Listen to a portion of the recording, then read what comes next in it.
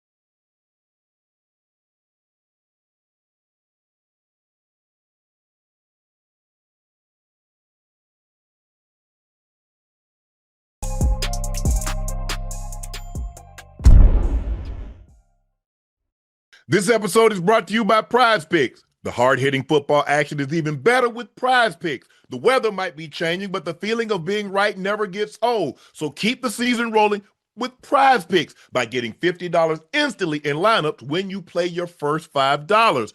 We are in the thick of football season, and some of y'all might be feeling down, but don't worry. That's why we have Prize Picks to keep you going for the rest of the season. Week 8 of football was something special. Drake May is going to be special, and Saquon went crazy against his old team. More. And for all you basketball fans, welcome to the fun on Prize Picks. Prize Picks is simple to play. Just pick more or less on at least 2 player stats. If you get your picks right, you could cash in. Prize Picks offer injury reboots. If your player leaves the game in the first half and doesn't return, Prize Picks won't count it as a loss. Feel sorry for our guy Scatterboo. Out there, download the Prize Pick app today. Use code Shannon to get $50 in lineups after you play your first $5 lineups. That's code Shannon to get $50 in lineups after you play your first $5 lineup. Prize Picks. It's good to be right. Let me break it down for y'all. Traditional.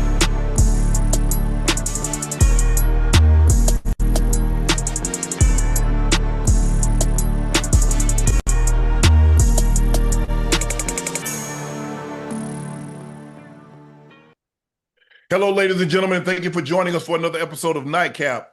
As you watch the Kansas City Chiefs open the second half with 3 straight drives and score and pull away from the Washington Commanders by the score of 28-7. Patrick Mahomes tosses 3 touchdown passes in the second half as they win this game comfortably 28-7. Y'all know who I am. I'm your favorite Unc. And this is my partner and co-host. He's Liberty City's own Bengals Ring of Fame honoree, a former Pro Bowler and All-Pro. He's Chad Ochocinco Johnson. Please make sure you hit that subscribe button. Please make sure you hit the like button. Do us a favor, go subscribe to the Nightcap podcast feed wherever you get your podcast from. We would personally like to thank each and every one of you for your support, for your eyes, ears, and your word of mouth, because thanks to you, Nightcap has become what it's become. And because of you, we'll continue to grow at an exponential rate. So thank you very much, and we can't thank you enough. Please go check out my Shea by Laportier on LaportierCognac.com. If you cannot find Shea by Laportier in a state or a city near you, order it online. We'll ship it directly to your door. It is a premium VSOP cognac, the best premium VSOP cognac on the market. Try it, compare it for yourself, and you'll know what we know. It is the best premium VSOP cognac on the market. Please drink responsible and be safe. Please go check out my media company on all of its platforms, Shay Shay Media, and my clothing company, 84, with 84 being spelled out. That link is pinned into the chat. We've got a special guest joining us later this afternoon, or later tonight. Ram safety Kam Curl will be joining us a bit later. But the Chiefs use a dominant second half to pull away from the Commanders by the score of 28-7. Patrick Mahomes tosses 3 touchdown passes in the second half, as you can see the numbers right there, and they win comfortably, 28-7. Watching this game, Ocho, I just thought the Commanders squandered too many opportunities in the first half. They had an opportunity, and the ball hits Debo in the face, and Mike Dana intercepts it, and they come up short on a fourth down where he tosses it out of bounds. But I thought they had some really good opportunities in the first half to really apply some pressure. They were doing a great job of getting the ball out quick. I thought Marcus Mariota did a great job, and Cliff Kingsbury did a great job of putting them in situations where they could get the ball out quick, a lot of misdirection, use Mariota's legs a little bit. But when you're on the road and you don't take advantage of opportunities when they're presented for you, when a team gets their rhythm, especially at their home, they're probably going to pull away from you. And, you saw a very uncharacteristic, some turnovers. If you notice, that route was a terrible route by Hollywood Brown. Ocho, how you in the slot? You already got leverage on him. How do you take 2 steps and start looking back for the ball? Even Mahomes went to the sideline and took, bro. And you notice he disappeared after that, didn't he? Oh, yeah. Yes, absolutely. Absolutely. Listen, it all comes down to being sharp and precise, regardless of what route you run. And you always have to stay friendly to your quarterback and understand, how to not only get open, but continue to create separation to be able to catch any and everything. For Hollywood, as long as he's been playing the game of football, better than that. Yeah, you can't run the route like that. You got to put pressure on the DB. You got to make him think you're going deep, so he's going to want to get on top of you. If you start back, Ocho, if you take 3 steps and you're looking for the ball, you don't run no go route like that. Who runs a go route like that? Nah, you're not fooling nobody. You're not going to fool nobody like that at all. And, I'm sure that was a situation, and then he hits Trav in the head with the ball, and it pops up in there, and B. Wags end up picking that off. Yeah. But I thought once he got it going, guys made play for him. He did a great job of using his legs, sometimes to run his way out of harm's way and sometimes to buy time. You see him hit Rashee Rice on a couple of plays like that. He found for a touchdown, the running back for a touchdown. You see him Trav. He hit Trav a couple of times after using his legs to buy time. But I thought overall, once they got it going in the second half, they had drives of 90 plus yards, 80 yards, 70 yards, and it really broke the ball game open. Yeah.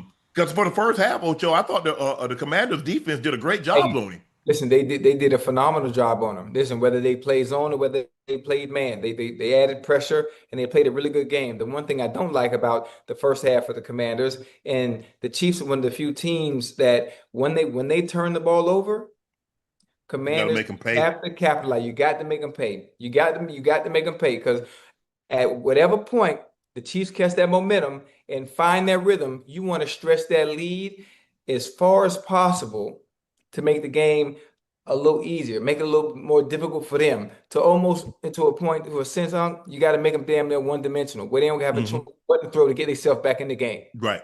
But the game was too close. Once they caught fire, and Mahomes started processing that information a little faster, y'all playing zone? Well, hell, I'm finna be surgical.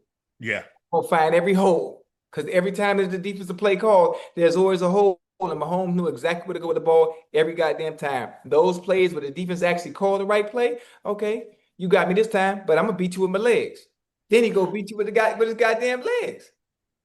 So I think, and you're right about that, especially when you're on the road. When you're on the road, you try to keep the crowd out of the game as long as you possibly can. As long as they're not cheering, as long as they're sitting on their hands at the edge of their seat and they're nervous, you're winning. Yeah. But when you get those opportunities, because the momentum is going to swing. If you look at the first half, the Commanders had the momentum.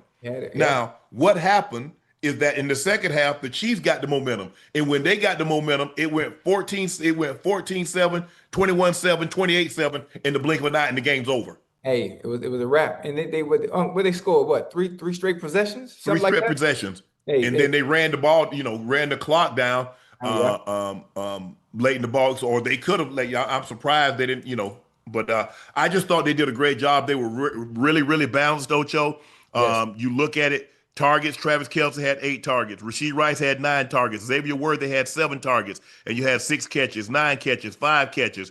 So you saw what they was doing. He bought time and found Juju on a couple of routes. He bought time with his legs and found Kareem Hunt in the end zone with Yeah. his legs. He's done a great job as he's gotten older. He's doing more and more with his legs. Eggs. He will run, Hmm. but he's really looking to buy time Yeah. and hope somebody comes open. And that's what makes him so dangerous. You Mhm. don't want to blitz him because he will jump out the window on you and take off running, but he's also looking. He's constantly trying to process information. Can I Right. throw this ball over their head? Is there a gap somewhere I can fit this ball in to get me 10, 15, 20 yards down the field and pick up a first down? But I thought they ran the ball well. Yeah. You look at Kareem Hunt and Hmm. Isaiah Pacheco, what they Checo. did, running the football, 12 carries, 58 yards, 9 carries, 40 yards. Mahomes had 4 carries for 30 yards, 30 rush attempts, 148 yards. So basically, almost 5 yards a carry. That's good enough to win. Uh-uh. Very balanced. Mahomes had 299 yards passing, Hmm. 3 touchdowns, 2 interceptions. He was sacked 3 times. Hmm.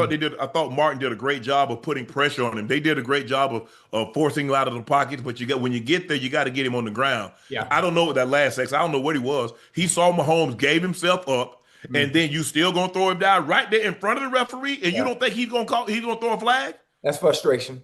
That's all. That's all. That's all frustration. That's all frustration at that point. And y'all obviously, okay, I can't hit him all game. We haven't been able to get to him all game. He's been getting out the pocket, extending plays. You know what? I finally got a hold of him. I'm gonna give him a little extra. Yeah. I'm gonna give him a little extra just to let him know I'm here. And it didn't matter at that point. No. And when you look at it, Ocho, I think they didn't run the ball nearly as much as they needed to.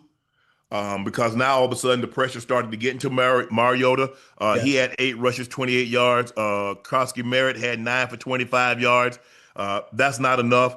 And it looks like McLaurin might have nicked that groin or that hamstring again because he ended up coming out. I thought he made some great plays.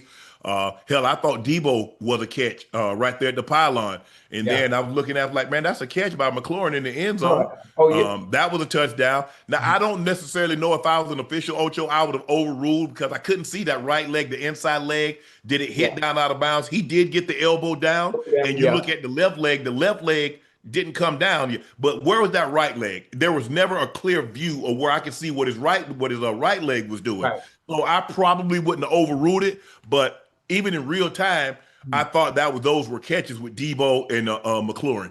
Mhm. Hey, But hey, that was a situation. I'm sure they said, "Oh, that's the Chiefs getting home cooking. The Chiefs getting home cooking."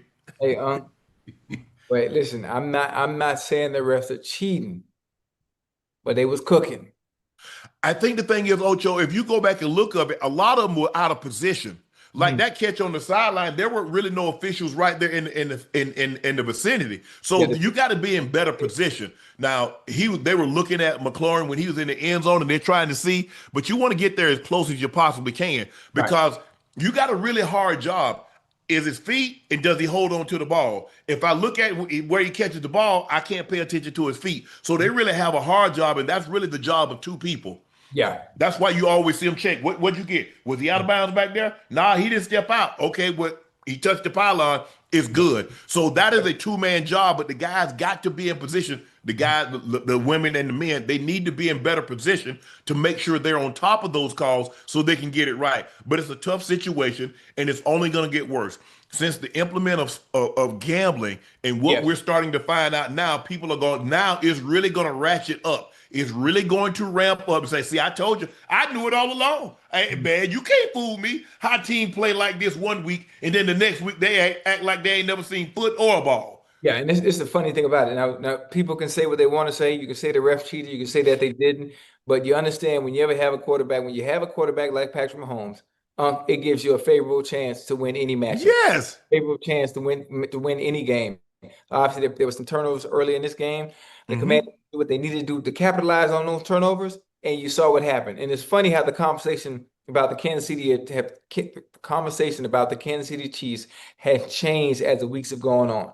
Hmm. First, They washed. They're not the same as they used to be. The receivers are playing bad. In the first 2 weeks, they started 0-2, which they haven't done before, to now looking like the Kansas City Chiefs of old. And it was only a matter of time. It was only a matter of time of players getting back healthy. Rashee Rice coming Rasheed Rice. off of suspension, Hollywood Brown being in, Travis Kelce actually getting back to form, and Yep. then getting with them with hey, now they hitting on all cylinders. And we still haven't even seen probably the best Kansas City Chiefs team we can see just yet. I'm just trying to figure out what happened to Tyquan Thornton. How does a guy be How that could it- involved? And I understand Rasheed Rice coming back. Right. I get that, Ocho. But when a guy puts up that kind of numbers, you've got to find a way to get him on the field. They got so many options. Man, look, it's hard for you to convince me that Hollywood Brown is better than Tyquan Thornton based on what we've seen this year. Yeah. Oh, yeah. I'm not saying what he was when he was in Baltimore or what the year that he had in Arizona. I'm talking about right now, based on what you saw. When Hollywood Brown was in there and Tyquan Thornton was in there. When Rasheed Rice wasn't, Tyquan Thornton was their best receiver. Yeah, he was making some plays. He was making some plays, making catches, short and needed, especially deep balls when it was needed and it mattered most. And I knew they were going to play like this. I understood that. That's why when we had him on the show and I said, listen, once that door opens for you, make sure you put your foot in there, cross it, and close the door behind you. Because this is the type of game that they play when it comes to business. When it comes to business, those that have already been paid, those who are making top dollar, they're going to see the field first. I get that with Rasheed Rice. I get that with Rasheed Rice because he is their best receiver, Ocho. We saw the maturation when he came in as a rookie, and he got better and better and better and better. And as the year, he was clear cut. He was the number one receiver. Yes, sir. Obviously, he had some issues. I think he got nicked, and he got that situation, got himself off field, got that behind him, got that issue resolved. But I'm looking like, damn, you mean to tell me this man can't get on the field and get 10 plays? He can't get one target. He can't get 2 targets now, Ocho, after doing what he's done in the absence of Rasheed Rice. Look, we're not trying to start no conflict, but I think everybody in Kansas City, and I think people that watch the game, follow the game, study the game, you're like, hold on, how does a man go from playing that well to not even getting in the game, barely getting in the game, not getting any targets? In a sense, I'm not even upset. In a sense, I'm not even upset because I understand the doors with the way he played when everyone else was out, when Hollywood Brown wasn't there, when Hollywood was there. No. When he wasn't there, Hollywood wasn't there yet. He was hurt. Where was he at? Not this year. What wasn't he hurt early on when Tyquan kept making all those plays, making those catches? Hollywood was in there. It was Hollywood, Xavier Rice, Xavier Worthy, and Tyquan. Nah. Somebody was missing. Somebody was missing from the equation. But Rasheed Rice was missing. Okay. Either way, Tyquan Thornton was arguably easily based on what we were seeing. Yes, that's all I'm saying. But this is the only thing. This is the thing I like is you've already put it on film now. You already put it on film, what you can do when you're actually put in position to make those plays. So that door and the opportunity to play somewhere else where they will probably use him and his skill set that he does have with that kind of speed, it's going to pay off. It's not going to pay off where he is now because obviously they don't appreciate what he was able to do because you have too many other options. You got too many other options. And maybe it's a situation, Ocho. Maybe he's nicked. Maybe there's something going on that you and I don't know about. Ain't nothing wrong with him. Ain't nothing wrong with him. Ocho, just try Ocho scenarios out there, bro. Damn. You know the game them folks play. You know the game they play. Hold on. Hey, I'm sitting here. I gotta grab this chair. I'm sitting here on my suitcase. Hey, look what I'm sitting on. You heard me? Look. Yeah. Lord have mercy. It hurt my butt. Yeah, see.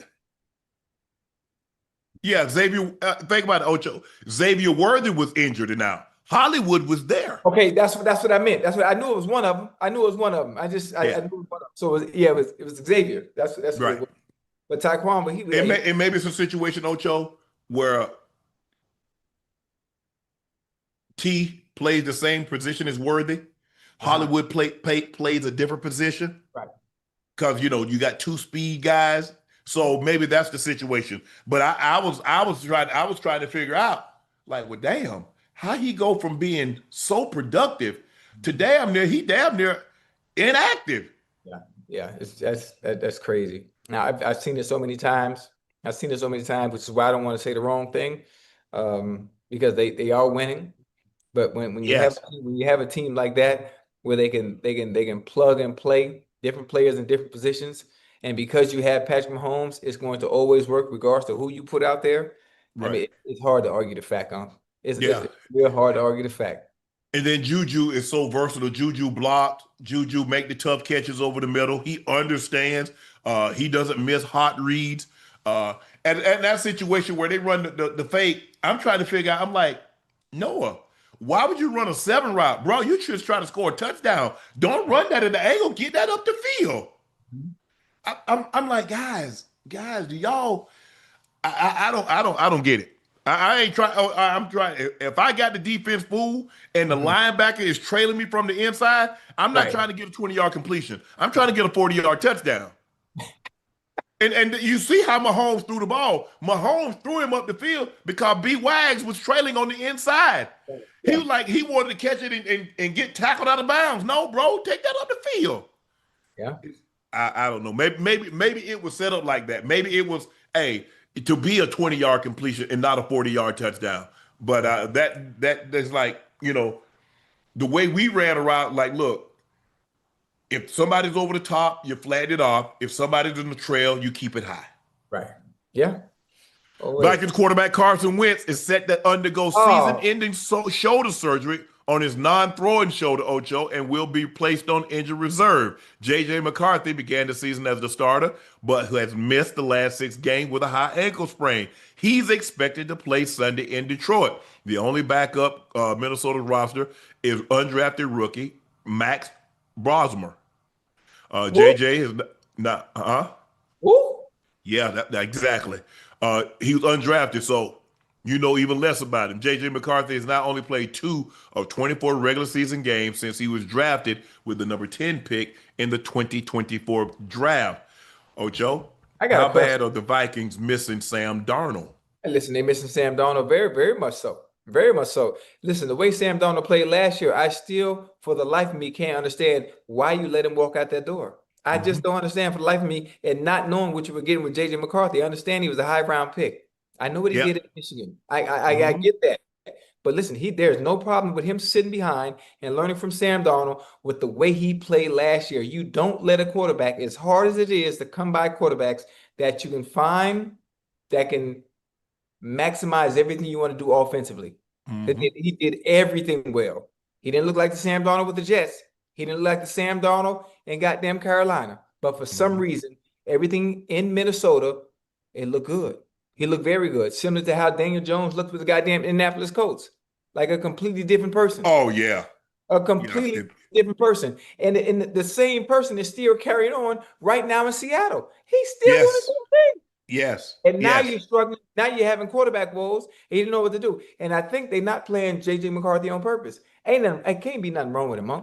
Can't nothing be. I mean, he was out a long time with a high ankle sprain. Normally, guys were getting back in 3, high end 4 weeks. This would be 6 weeks that he's missed. I'm just saying. You're right. Ain't good and well ain't nothing wrong with that ankle. Ain't nothing wrong with that ankle. You know that. Boy, Justin Jefferson, boy, he gonna cut up this week. You hear me?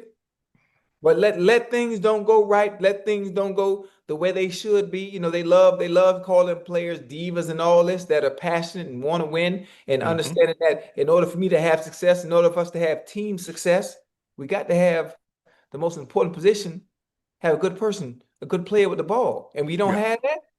Hey, them great players that we all love, they start to act up now. What? Hey, you laughing. No, they love the. I'm not sure where that term diva came from. I'm not sure, But when certain It came from y'all misbehaving. Yeah, hey, we don't misbehave. We're just passionate about the position that we do play. That's what y'all call it.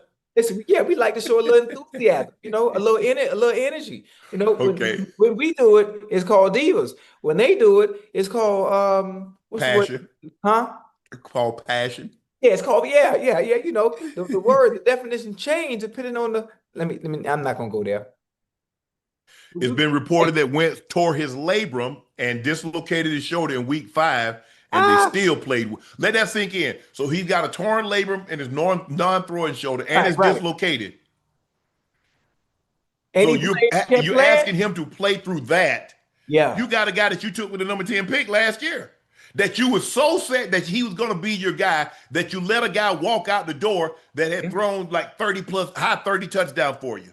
But And I think fewer than 15 interceptions, if I'm not mistaken. yeah, So you you let that guy walk out the door, but now you got a guy that's a journeyman. He's turned into a journeyman. Yes, he was the number 2 pick in the draft. And yeah, he had a nice 2-3 year run in Philly, then it before he all got fell hurt. apart. And he's Yeah. bounced around ever since. Mhm. But so now he's a journeyman quarterback. You're willing to keep a journeyman. You're willing to ask a journeyman with a torn labrum and what's being reported. I don't know. I'm just reading what's being reported. Right. You're asking a guy that's a journeyman quarterback that has a torn labrum and a dislocated non-throwing shoulder to go out there and gut it up instead of putting a guy out there that was a high draft pick that you believe so much in. Yeah. A guy that you saw go through the totality of a season and play exceptionally well, you let him walk out the door. Hey, I know what Sam Darnold looks like before he left.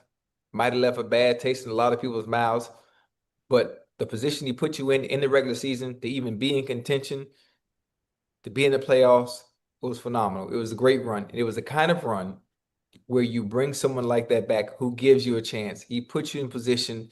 He allows you to maximize what you want to do offensively with his decision making and chemistry that he built with Hawkinson, Addison, and Justin Jefferson. You don't let that walk out the door, because now you have a situation like you do now where we're saying, goddamn, JJ McCarthy has been injured on the sideline with a high ankle sprain for 6 weeks. I know that's a lie. I know the devil is a lie. Somebody lying. I don't know who it is, because now you're not sure. Now you really don't want to put him out there based on what you saw already when he had the opportunity to get out there. It didn't look like it should. It doesn't look like you guys made the right choice. So now you're relying on Carson Wentz to save the day. Yeah, look, and Ocho, he's on in his second year, so he could get better. But I had my questions about him because they ran the ball way more at Michigan than they threw it. So I was always like, okay, what happens when they're going to require you to throw the ball? Right. The days of you just being able to run the football, you got to throw it in this league. I don't care who you are. There's going to come a time that you're going to have to, and more times than not, you're going to need to throw the football. And so I was always a little leery on that part. Now, I will say this. I thought they could have kept Sam Darnold, but I knew they wouldn't keep Sam Darnold for the simple fact of the money, and they tied up into J.J. McCarthy. He was the number 10 pick in the draft, Ocho. Yeah. But it wasn't a lot of money. Now, if Minnesota had backed the Brinks truck up and said, okay, we got 40, 45, 50 million. Right. I get Minnesota, but this is a very digestible contract. This was almost like a Baker Mayfield contract. Yes. 30 million is the lower level of a starting quarterback. Right. Yep. And so I was a little surprised that it didn't go to 30, that they didn't look at least for another year or two. Hell, if and I get it, this is not a very fair assessment, but Jordan Love rode the bench. Now he's backing up somebody much more substantial and proven, but he sat his ass on the bench. Aaron Rodgers sat the bench. So there's no harm in that. And look, if Sam Darnold doesn't make it this year, but Sam Darnold is not old. Sam Darnold is 26. Yeah, so if he continues to play well, hell, I'll move on from J.J. McCarthy. Yeah. I'll ship his ass out. Yeah. Because J.J. McCarthy is what? How much younger is J.J. McCarthy than Sam Darnold, Ash? Because I think Sam Darnold is 26 years of age. So it's not like he's 30, 32. And plus you're dealing with a quarterback. So they like dog years. That 26 is really like 14. Oh, yeah. So it's not like other positions. How old is J.J. McCarthy and how old is Sam Darnold?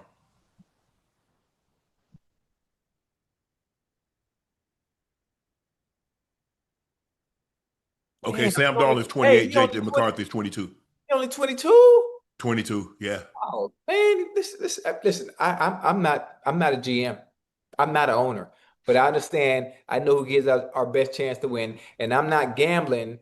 Regardless of him being the number 10 pick, there's no problem with him sitting. He has a team friendly contract. Even being the number 10 pick, I'm bringing Darnold back and giving him that lower tier, no disrespect, I'm speaking in football terms, of Well, quarterback yeah. money, yeah, and quarterback money to see what he can do for us the next 2 or 3 years. You know, hell, At least the next two before yeah, I have to, because I really don't have to make a decision on Sam on JJ McCarthy yeah, Ocho until year four going into year five. I got to make a yeah, decision. yeah, yes. So I don't have to do a deal with him. I mean, obviously, guys that are playing get deals done after their third year if they're that guy. So I get that. But theoretically, I could go into year four. Says, okay, I've gotten 2 years of Sam Darnold. I think we've maxed him out. Okay, JJ, I'm gonna give you a year to prove it, and then with a. But I'm not in a situation. But I think the thing is, Ocho, going into that year four, now I got to pick up his fifth year option. Yeah. Hey, So and one thing about it too, you know what I don't like? what's I that? think it's the perfect situation for him. You played at Michigan, so you used to being in that type of environment. Obviously, you come from a school where you ran the ball, a high percentage of the time, but Hmm. you're a quarterback. You're a quarterback. You're in the NFL now, and if you can't throw the ball to Jordan Addison, Hawkinson, and Justin Jefferson, you don't belong. You don't. Naylor. You just don't. Oh yeah, nail this way. You just don't belong because that's one of the better receiving cores in the NFL. And even if you can't bring yourself to their level of play, they're so good they can hide whatever weaknesses you do have as a quarterback. And the fact that he can't play going into week 6, and we talk about it's still an ankle sprain, something ain't right. And it Yeah, damn sure ain't no high ankle sprain. That's not it. I mean, we know that. And I'm not sure what they're trying to hide, but whatever weaknesses that he may have as a quarterback, they have to find a way to hide it because you have the players around him that can hide it. You have the players around him can hide it. well, I think the thing is, Ocho, you can only hide it for so long. It's like an Easter egg. They might not find it, but somebody's gonna find them eggs. So whatever your weakness is as a quarterback, Ocho, we gonna find it sooner or later. Because as long as you continue to play, we gonna find out where you weak at.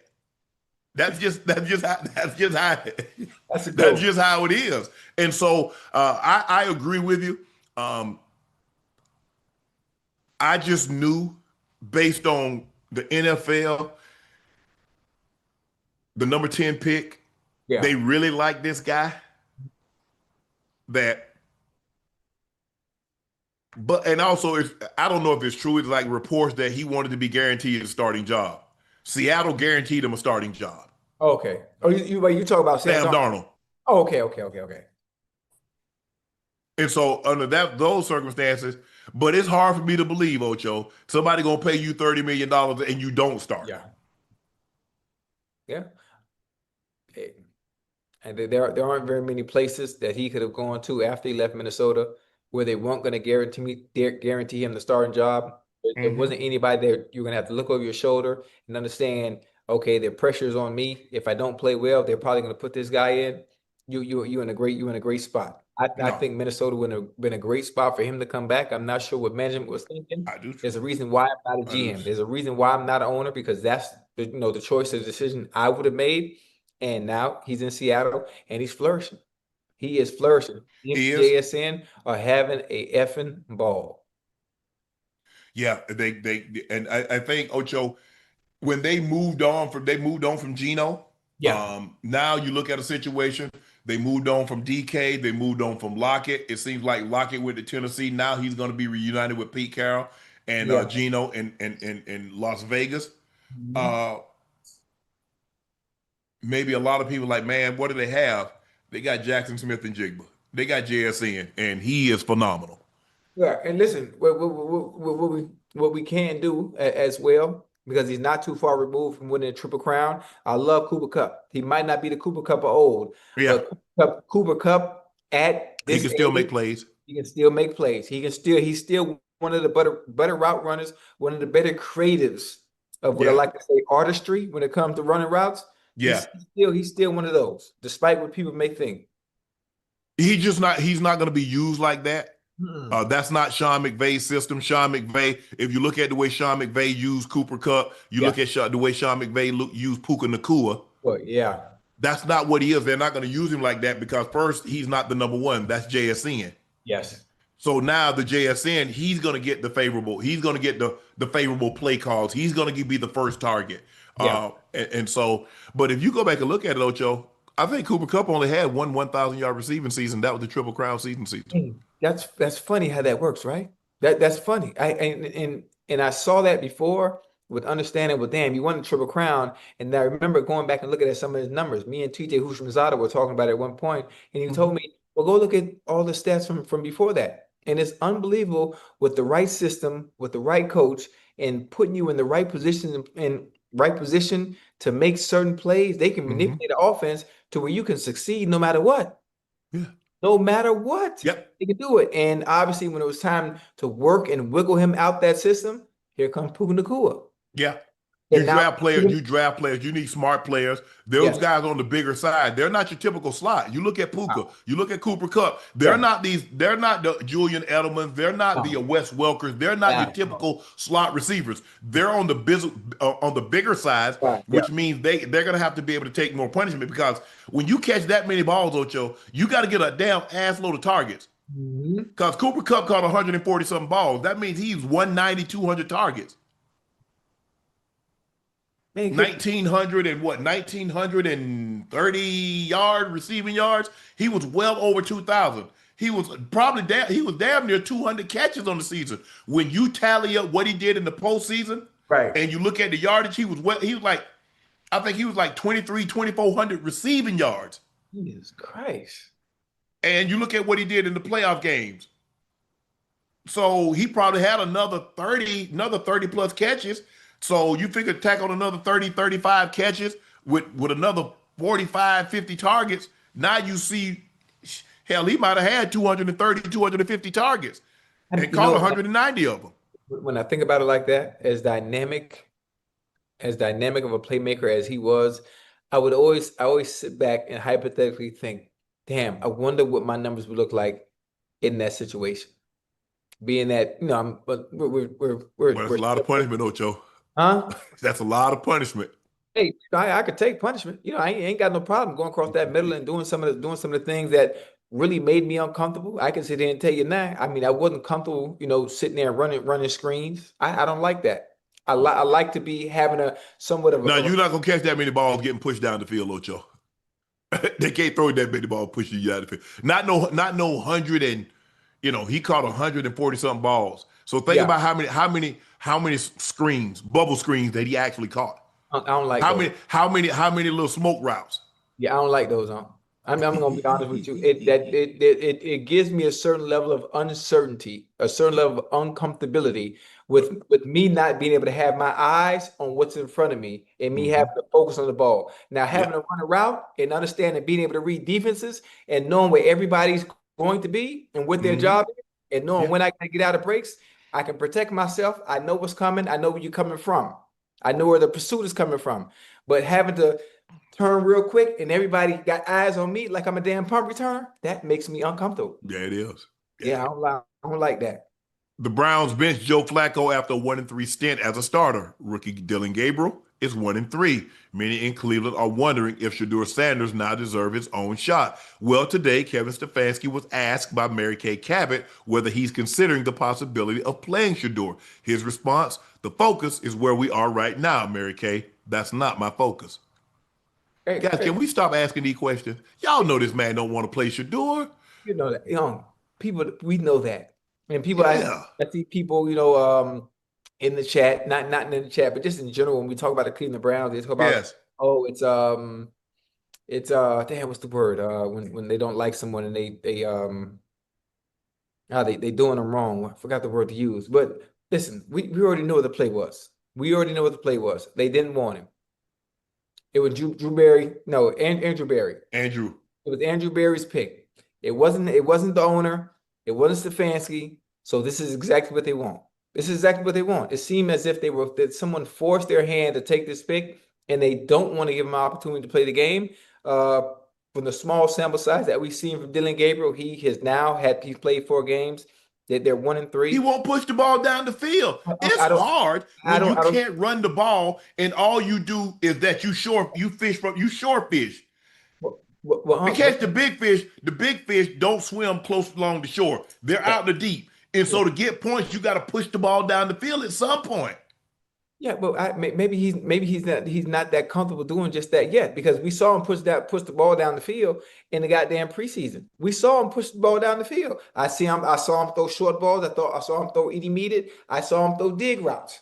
I didn't really see him throw anything deep, but I think Right. there's a certain level of uncomfortability that they don't have, because offensively they're not calling plays for him to push the ball down the field, because obviously maybe that's not what he's good at.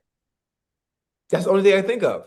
Because if he was good at doing it, you would call the plays that call for him to do just that, what we're asking of, in order for Right. you to win games. He's not giving the Browns their best chance to win games. And the fact that Kevin Stefanski understands that my job is on the line, because this is the guy I stood up on the table for and who I wanted to make, the starter of our team. Hmm.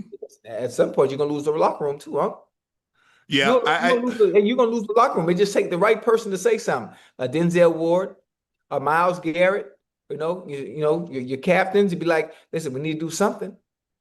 I mean, to see Myles Garrett frustrated like that, the way he was, understanding that offensively, we not getting it done, knowing the no. change needs to be made.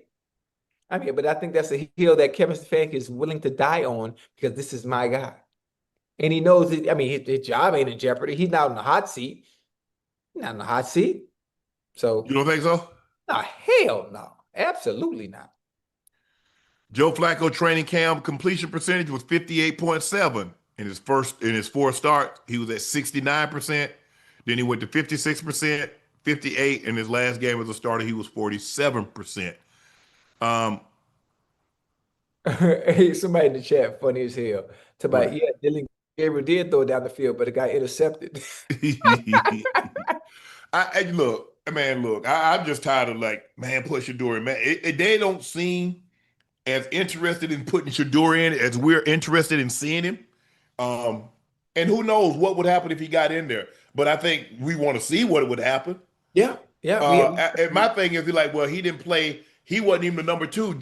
Bailey Zappi was the number two on Sunday, so he had to deal with a back injury. Well, how you hurt it? Well, he just standing on the sideline, so I could get why his back was tight. Hold on. How he have a back surgery, but he was out there throwing balls in pregame. I'm He just was saying out, that's he what was they out said. They there said, warming up, throwing balls. Look, ain't nothing wrong. Ain't nothing wrong. Ain't nothing wrong with him. The same way there ain't nothing wrong with JJ McCarthy. There's nothing wrong with him. This is just the game that they do play. If you understand the game and understand what they will do and what they will report, knowing that there's nothing wrong with you to cover their, you know what, mm-hmm, and get us on the outside to shut up. But listen, I played the game. I mm-hmm, understand that some of the things that you will do when you don't really want a person to actually be in the game and to contribute. You don't want to look wrong. You don't want to be wrong in the decisions that you've made. Of course, you're not going to play him, because you know he probably will go in there and succeed. mm-hmm. Shedeur Dylan, Sanders works and operates very well in a chaotic environment. And that's an environment that has been created for him because of who he is, and obviously also because they didn't want him. But he will right. operate very well in this type of environment. And they don't want that to happen. So what do? We say he's hurt. His back is messed up. You tell the reporters, Kevin Stefanski says, hey, don't ask me. The focus is what it is right now. It's Dylan Gabriel and doing everything we can to make sure he improves week to week. But the Mm. clock is ticking, because the next thing that's gonna happen, it ain't gonna be the reporter saying something and asking questions. It's gonna be the own players in your locker room. Dylan Gabriel, his training camp completion percentage was 55%. In his four starts, he was at 58%, 56%, 72%, 60%. Yeah. So it looks like he's right about where he was in training camp. Yeah. And because they don't have the best playmakers, they don't have the Detroit skill position players. They don't have Green Bay skill position players. They don't have Cincy's. They don't have CD and Pick. Mm-mm. That's not what they have. So when you don't have that level of talent on the outside and you have a marginal quarterback, what do Right. you think you're going to get? I mean, listen, you know what? Then the onus at that point is on the offensive coordinator. Who's calling the plays? Stefanski. Okay. Well, listen, I understand to have a quarterback right here in Dylan Gabriel. There are certain weaknesses that he does have. I have in Juku, Tillman, Jerry Judy. Yeah. I know what they can do. I Mhm. know what they can do. I know what their strengths are. How can I put them in the positions creativity in a creative way? Creatively. Creatively. What's wrong with me? I'm talking too damn fast. Creatively to hide some of the things and the flaws that Dylan Gabriel is not good at. So Well, you can't make have to him work taller, over. so You got to work you overtime. can't make him grow 4 inches. So you can't do Well, anything about that. You this is can't make one him thing. have a stronger arm. You can't do No, anything about that. no. His But listen, offensive line is not the best. There's not anything you can do about that because you have what you have. So I don't really know I don't know how much better it can get for the Browns based on what you have currently. yeah, I listen. I don't know. I'm all out of suggestions. I mean, everyone else has suggested, do this, do that. What everybody wanted, you got what you wanted. You got your quarterback. You got Joe Flacco going now, having success, in the air, throwing to two of the greatest duo in the NFL. Now Dylan Gabriel's your quarterback, but you're still in the same place. You're still in the same position. You think your duo better than Dallas duo? Come again, ask me that one more time. I Wait, see. wait, You wait, wait, think wait, wait, wait. Before you ask me, think about what you asked me, then ask me again, then ask me I'm real. gonna ask you? Do you believe that your duo is better than Dallas's duo? Well, not only do I believe that our duo is better than Dallas's duo, but it's we're we are better. We are better as a whole. And this is no disrespect to CD and Pick, but they right below us, and it's close too, huh? You hear me? Yeah, he damn right is So, hey, close. listen, let me stay with me now. It's close, but because of Jamar Chase, it edges us out. Okay. And T is very good. George Pickens can do what T Higgins does. Hey, Yeah, I think you hey, do a little better. yeah, yeah. I I think think so bad. I That think pick, they about equivalent. Now he can go up and get it. T can run them routes, them 50-50 balls turn to 80-20 when it's them two. yeah.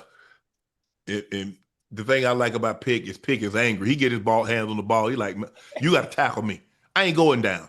I ain't running out of bounds. You gonna have to tackle me. Yeah, yeah. Mm-hmm. I love that, and I love the focus that I've seen from him since he's arrived in Dallas. I love that. I love that. I told you, huh? It was a But simple I conversation. just Shedeur has been liking IG posts today that are calling for him to start for the Browns after the bye week. Hey, We'll see. whatever you got to do.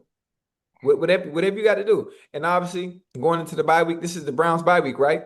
Yes. They definitely not. They're definitely not going to name the starter during the bye week. But we're gonna see what happens. We're gonna give Dylan Gabriel another week to get better, to improve himself based on what he's done so far with the 4 stars he's had.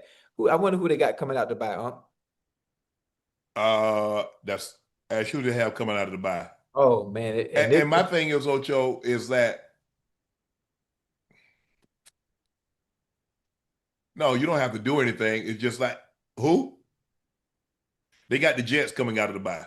shoot, ain't no telling. I think that's as good as any time to let Shedeur start. What against the Jets? Yeah. Yeah, I think Dylan Gabriel will be the starter against the Jets. Ain't no telling. Jets might come out there and mollywop. You know what? Oh, they already beat y'all, so they got confidence now. Don't do that. Don't do that. Let's not bring up the past. Let's not bring up the past. Let's look forward because in the Bible it said, "Do not look that behind you, therefore, so you can see where you go with." Mm. I Yeah. don't know your eyes closed the way they beat y'all up.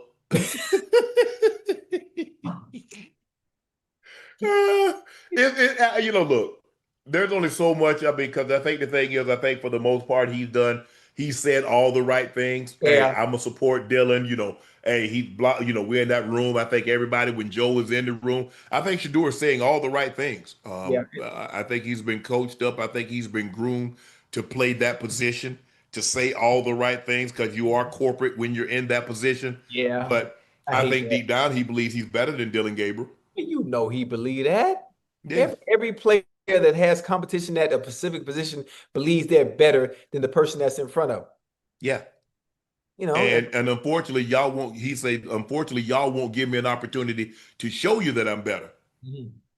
I mean, Right. look, there's only one way. There's only one way to prove it. Let him go out there and give him 4 starts, and let's see. I think the thing is, Ocho. I think they're gonna let this thing with Dylan Gabriel go a little longer for the simple fact you don't want to play. You've already moved on from Joe Flacco. Joe Flacco got 4 starts. Are we really trying to give Dylan Gabriel 4 starts? Okay, give Shedeur 4 starts. It don't work out with Shedeur, go back to Dylan Gabriel. It don't work out with Dylan Gabriel, go back to Shedeur. I don't know if that's where you want to be at, Ocho. I don't. I don't think that's where you want to be. Listen. Stefanski's in a tough position now. He's in a tough position.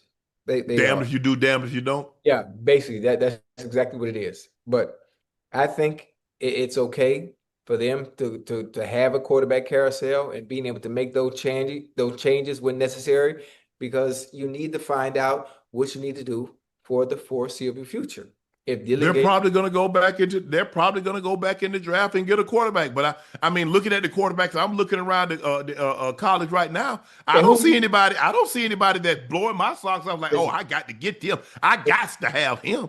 and I'm glad you just said that, because obviously everything at the quarterback level, there's been some great quarterback play in college football, but there's none that can come to the Cleveland Browns and be like, oh shoot, we found the one. There's Yeah, nobody that's going Cleveland to is more go, than a player away, though, Ocho. That's the problem. yeah, They're yeah. more than a player away. Wait a minute. But they're more than a player away. But if they can get the right quarterback, which is always Yes. the problem for the past now 36 years, Hmm. then you're a little closer to where you want to get to. But Yeah. you can't even get past step one. No. You ain't been able Well, you to had the get past step quarterback. one in a minute. You had the quarterback. You just needed to get some pieces around Baker Uh, and let him heal. yeah. But the damage was done. I guess conversation. He felt like they wanted him to be something that he wasn't. They wanted him to be more buttoned up, more structured. And he's a guy that he wants to dance. He cool with the locker room. The guys like him, and so that wasn't their cup of tea. Uh-uh. Well, if the guy's gonna win, damn your cup of tea. I'm trying to win. Yeah. Hey, that's all that matters at the end of the day. Yeah, Especially for quarterbacks, it's based on wins. the wins and losses. Yes. So we'll see how this thing plays out. I think, Cleveland goes quiet for a minute. There's no games. There's nothing to report. Mhm. I don't know how much they're gonna. Oh, they get the whole week off for the bye week. They gone. What you mean gone? They practicing. They ain't practicing. You got to get the week off. Wait, they changed the rules or something? Yeah. Ash, look up and see. I think that's a rule. You get the whole week off. Oh man, I ain't never see. Man, what? No, hell no. We got Thursday. Man, We got Friday. We got Friday, Saturday, Sunday off. We had yeah. a half day Thursday. If everything went good, we got a half day Thursday. But it would a whole. Now we got a week in Baltimore, but Mike Shanahan wasn't playing that. I don't know what. I don't know. I was like, damn. I was like, man, such and such, man. Yeah, we getting the whole week off. I like, well, damn, we ain't getting no week off. They get the whole week off. Yeah, That's crazy. So they got to do any work they want to do all by yourself. But obviously during the bye week, you want to get away from football. yeah. You want to reset mentally. You want Mhm. to reset mentally, get yourself away from anything football related. Go home, get in your game. I mean, just do whatever you need. Detach from the game of football in your bye week. That's the point of it. And when you do come back, you be ready to hit it. You be ready to hit it. All I know is I heal a lot of my own injuries. You're not going to keep me here on the bye week because I got something. I'm Nick. Oh no. Yeah, you good? Yep. They sell ice at the convenience store. Your ice don't have medicine. The only other you got that rabbit turd ice. I got to get that cube ice. It's all Yeah, the same. yeah. It all does the same at the end of the day. Uh Aaron Glenn declines to name Justin Fields quarterback one after the Jets bye week, despite his first win of 2025. Glenn said, "This is the bye week, and we're going to focus on us.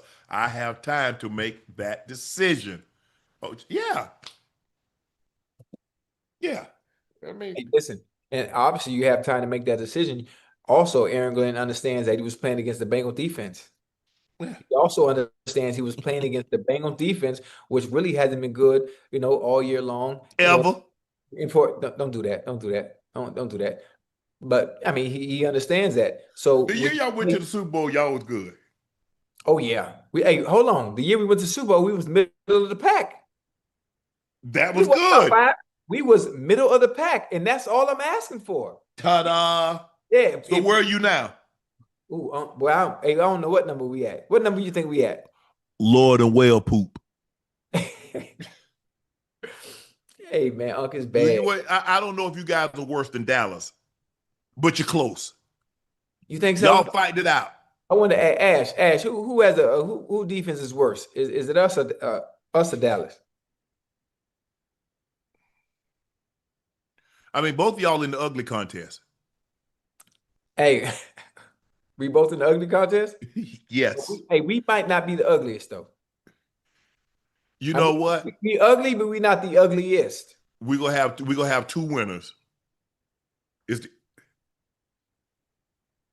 See, I told you. Wait, we dead late. We 32nd in defense? Yeah. God damn. Mm-hmm. I don't like that.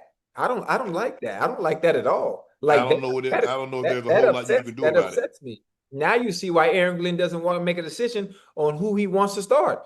Because you went and you won a game against the 32nd best defense. Look at me, 32nd best defense in the NFL, and you win.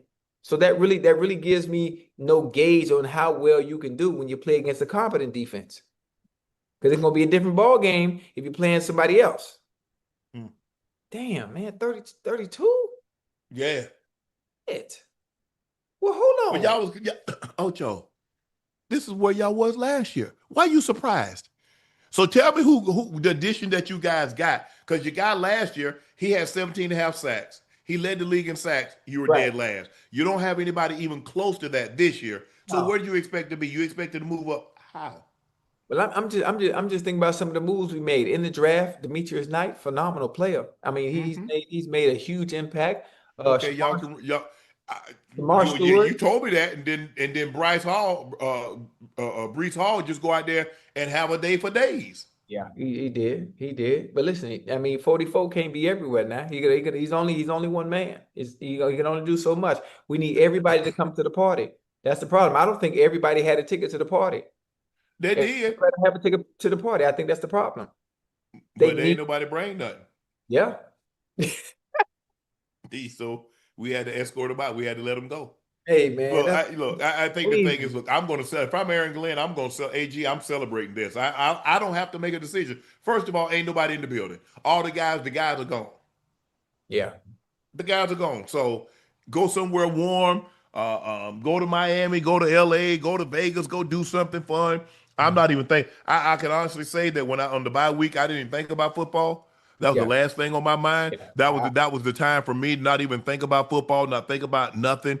Go somewhere. But see, it was different for us, Ocho. We only got 2.5 effing days. We didn't have no week.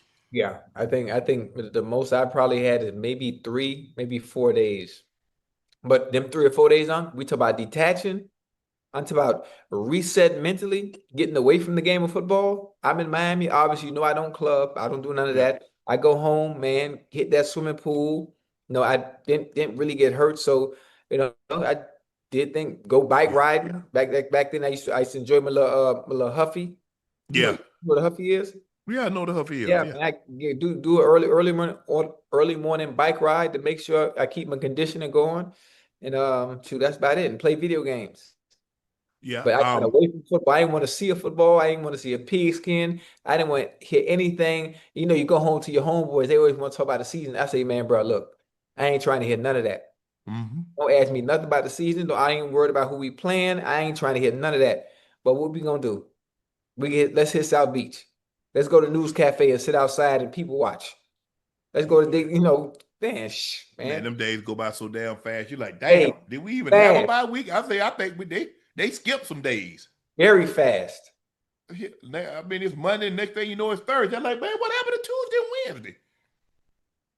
And then if you nicked, it's even because worse. I remember my last year in Baltimore, we got the whole week off. I ended up getting my knees drained before I left, and then had to get them drained when I got back. Wait a minute. Speaking of knees drained, why when I played in the flag football game and goddamn in London and I hit the turf right? Yeah. Why I got to burst a sack? Yep. Now on my left knee. My left knee look like I'm goddamn Professor Clump. And I refuse to get it drained, and I don't know where to get the sleeve from. You put a sleeve over there. Yeah, just get one of those. Get one of those. You go to the CVS and get one of those to Okay. pull up I'm compression stockings. compression, yeah. Boy, I gotta get one on my left knee. I used to Yeah. get them when I played, right? You know, you hit your elbow on Mm-hmm. man, my elbow used to be so fat. And Uh-huh. I used to always wear a little wristband to cover it Yeah. up. Oh man, it used to be that's fun. Now Yeah, that's I I used to miss fly. stuff Yeah, like I that. used to fly because I had swelling bad in my joints, my knees, my ankle, and I Uh, always wear compression stockings. So I wore them on both. To bring them up to your knee, above your right. knee. Yeah. Yeah. Man. After my Broncos ran over the Cowboys yesterday for 179 yards and Bo Nix throwing for 274 and 4 touchdowns, Jerry Jones gave a brutal, honest quote about his Cowboys. I don't know. I don't know what's realistic. Could one better player, if we didn't pay too big of a price, have a better player on defense possibly help? I'm not trying to be cute, but that's where you go get help because you think that you could go get help for your defense. Are we one player away on defense? I think we're not. I think we're more than that, but we're closer than it looks. In my mind, is executing better on defense. Ocho. Yeah. Now, this is what I don't get. Hmm. The reports are that he inquired about Trey Hendrickson from the Bengals. Well, What I don't get, you that's so had Micah, that's 4 years younger than Trey, right. but you say no to that. Now, if you sign Myles Garrett, what you got back, you're gonna have to give up more to get a player like Myles Garrett than what you got for Michael Parsons. Yeah. Yeah. Absolutely. Absolutely. Some maybe he wasn't thinking because Jerry Jones did say they were better off defensively with Michael Parsons gone. You Now said he said that. you If said it's when a lie, Kenny he told it. yeah, you said when Kenny Clark came, it makes your defense better. And you Hmm. also said, well, we were no closer to winning a Super Bowl with Michael Parsons. So what's going to be the difference when he's not here? Hmm. So all those things are now coming back to haunt you because now your defense is 31st in the league, right above us. But I've you always thought that was the weak wait, link. I think the thing is, Ocho, is that you look at because they didn't have another player opposite of Micah. Well, see, he got Rashawn Gary now. So now he has somebody that can. If you don't double Micah, he's gonna get you. If you don't double Micah, he's gonna get your quarterback. yeah. He's gonna pressure your quarterback. So now, right now, teams are more concerned about Micah than they are Rashawn Gary. Gary is getting a lot of one-on-ones, and he's winning. I think he's probably up there close to his total for his career high. I think his career high is like 9. He's gonna have double digit. I can see a scenario he has 13, 14 sacks. Mhm. And that's because of the guy that's opposite of him. But I think a lot of this had to do with egos. I think Jerry wanted to draw a line in the sand. Oh, yeah. He didn't like the way the negotiation was going. He felt he had a deal with Micah. When Micah shook his hand and X, Y, and Z, he said Micah called the meeting. Micah said he wanted to meet with him. He wanted to talk to him. And he thought he thought one thing, Micah thought another thing. And from that point on, Jerry was done. Jerry was not going to do, and Jerry made it abundantly clear: if you Yeah. play in Dallas this year, you're going to play under your current contract. There is no contract extension. You're Yeah. going to play on your rookie deal. Hey, and you understand that, especially where he's handled other contracts and Hmm. waiting to the last minute to get them done, Hmm. making those players wait as well. And it doesn't, you're not special. You're not any more special than Dak. You're not any more special than Zeke. Not any more special than CD Lamb. Hmm. So and one thing about Jerry, he's one of the few owners, Unc, that you're not finna bully. No, You're not finna bully me. I am the program. yeah, I'm the I think program. in that situation, Ocho, Jerry is a guy you got to make him feel good. Yeah, Jerry, I really want to be here, X, Y, and Z, so forth and so on. And like I said, the number that he got, Jerry wasn't willing to go there. But Right. Jerry, at the time, I guess it was going to be a number bigger than what Miles Garrett got. So it's going to be something around there. Now, was he going to go in the blind and play 47 million? Hell no. Uh, When the highest contract at that time for a defensive player was Nick Bosa at around 32, 33 million. And you mean to tell me you're going to have somebody go 13, 14 more million per year than the highest paid? Hell Absolutely. no. Absolutely not. So Jared felt he made a very compelling offer that he was willing to go make him the highest paid, give him $40 million a year annually. And I don't know what the guarantee was. But when that fell through, Jared was no longer interested in dealing with it. He wasn't budging. He wasn't budging. Excuse me. He But was I know set. He one was thing. set. This is what I offered. I'm not going a penny more. Yeah. This is it. Yeah. And like you said, now because everything that was going wrong before, we didn't do this when Micah was here, and Micah couldn't stop the run, and yada yada yada yada. It was a lot of Micah. I ain't heard him mention Micah lately. Nah, He's still running through you. You can't. You can't mention him. And listen, Micah Parsons, whether they were running through you or not, when he was there, he was an impact player. Right. He can change the trajectory of a game at any point. He can end games at any point. He is a massive disruptor all 4 quarters. Now you don't have that. You don't even have that. No. No. Look, the linebackers aren't that good. Your corners, I mean, Bland is your best corner. Yeah. Diggs is out. He's on IR, so you got backups in there. I think Hooker is injured. Yeah. They don't. I mean, they just don't have guys that can turn the lights out of the place. And that's what when Dallas was successful, when Dallas was winning, they had that. They had that at every level. They had a Ken Norton. They had Darren Woodson, and they had a Tyne, and they had a Haley, and they had those guys. They don't have that now. Yeah. They don't have that. They don't. And listen, offensively, they're immensely talented. They're inconsistent. Mm-hmm. They're inconsistent. Yeah. The Broncos have a really good defense. They do. The Broncos have a really good defense. Very. And if you are what you say you are offensively, you should welcome that challenge. Mm-hmm. You should welcome that challenge. I thought the Broncos played an unbelievable ball game. Look, I know the Broncos. I thought the Broncos would struggle a little more defensively than what they struggled with the Cowboys, than what they did with the Cowboys offense. Right. I knew the Cowboys offense wasn't going to be able to. No, because they're not that good on that side of the football, and they haven't been that good on that side of the football for an extended period of time. Mm-hmm. And because of the way they're built to play with a lead. If Yeah. they don't go look at the Cowboys when they don't have a lead. Got those small guys, Ocho. Yeah. Small guys don't held up well against the run. Yeah, they undersized. They undersized, but one thing they can do, they can run, huh? Boy, Yeah. they can run sideline to sideline.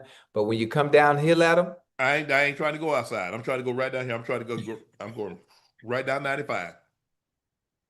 I don't want nothing with three numbers in it, because Right. that's a loop.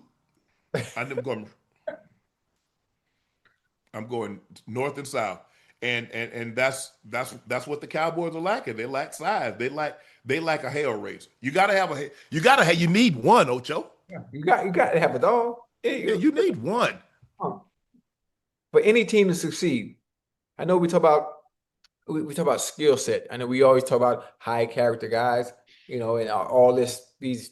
Hey, F all that. You need 3 dogs at the 3 key positions that can change the game. You need a dog that's a quarterback. You need a dog on that front 4 somewhere, either at D tackle, defensive end, and you need a dog at receiver. Sometimes you get lucky, you get your dog at running back.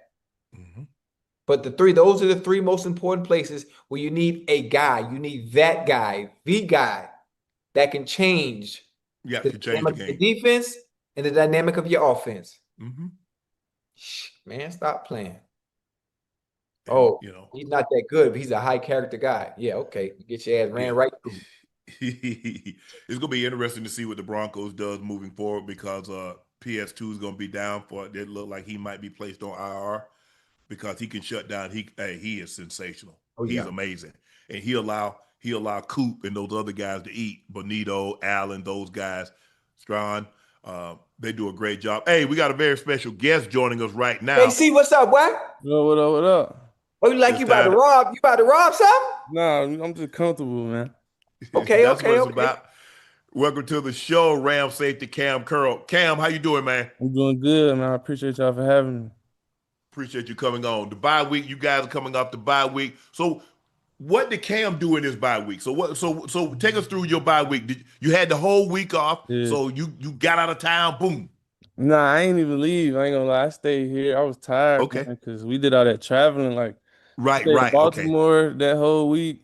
Yeah. Then we traveled to London and played like within like that certain amount of time. So I was real Right. tired from all the traveling.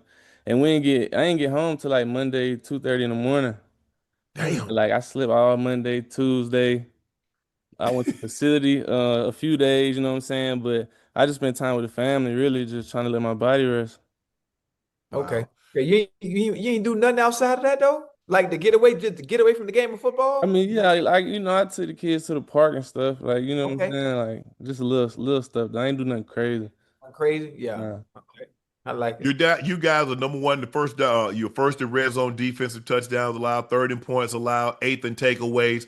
What do you think the biggest reason you guys are having such success on the defensive side of the football?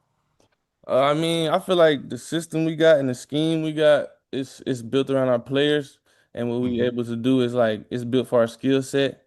And we've been in this system. It's our second year going on in the system, so we all comfortable with each other, especially in the secondary. Like this, the first place, like the first time I done seen us bring back a whole like secondary unit. You know what I'm saying? Same group came back for the second year. Usually every year the room changes. You know what I'm saying? Right. But since we did that, that just helps us play even faster because we're more comfortable with each other and know how each other play.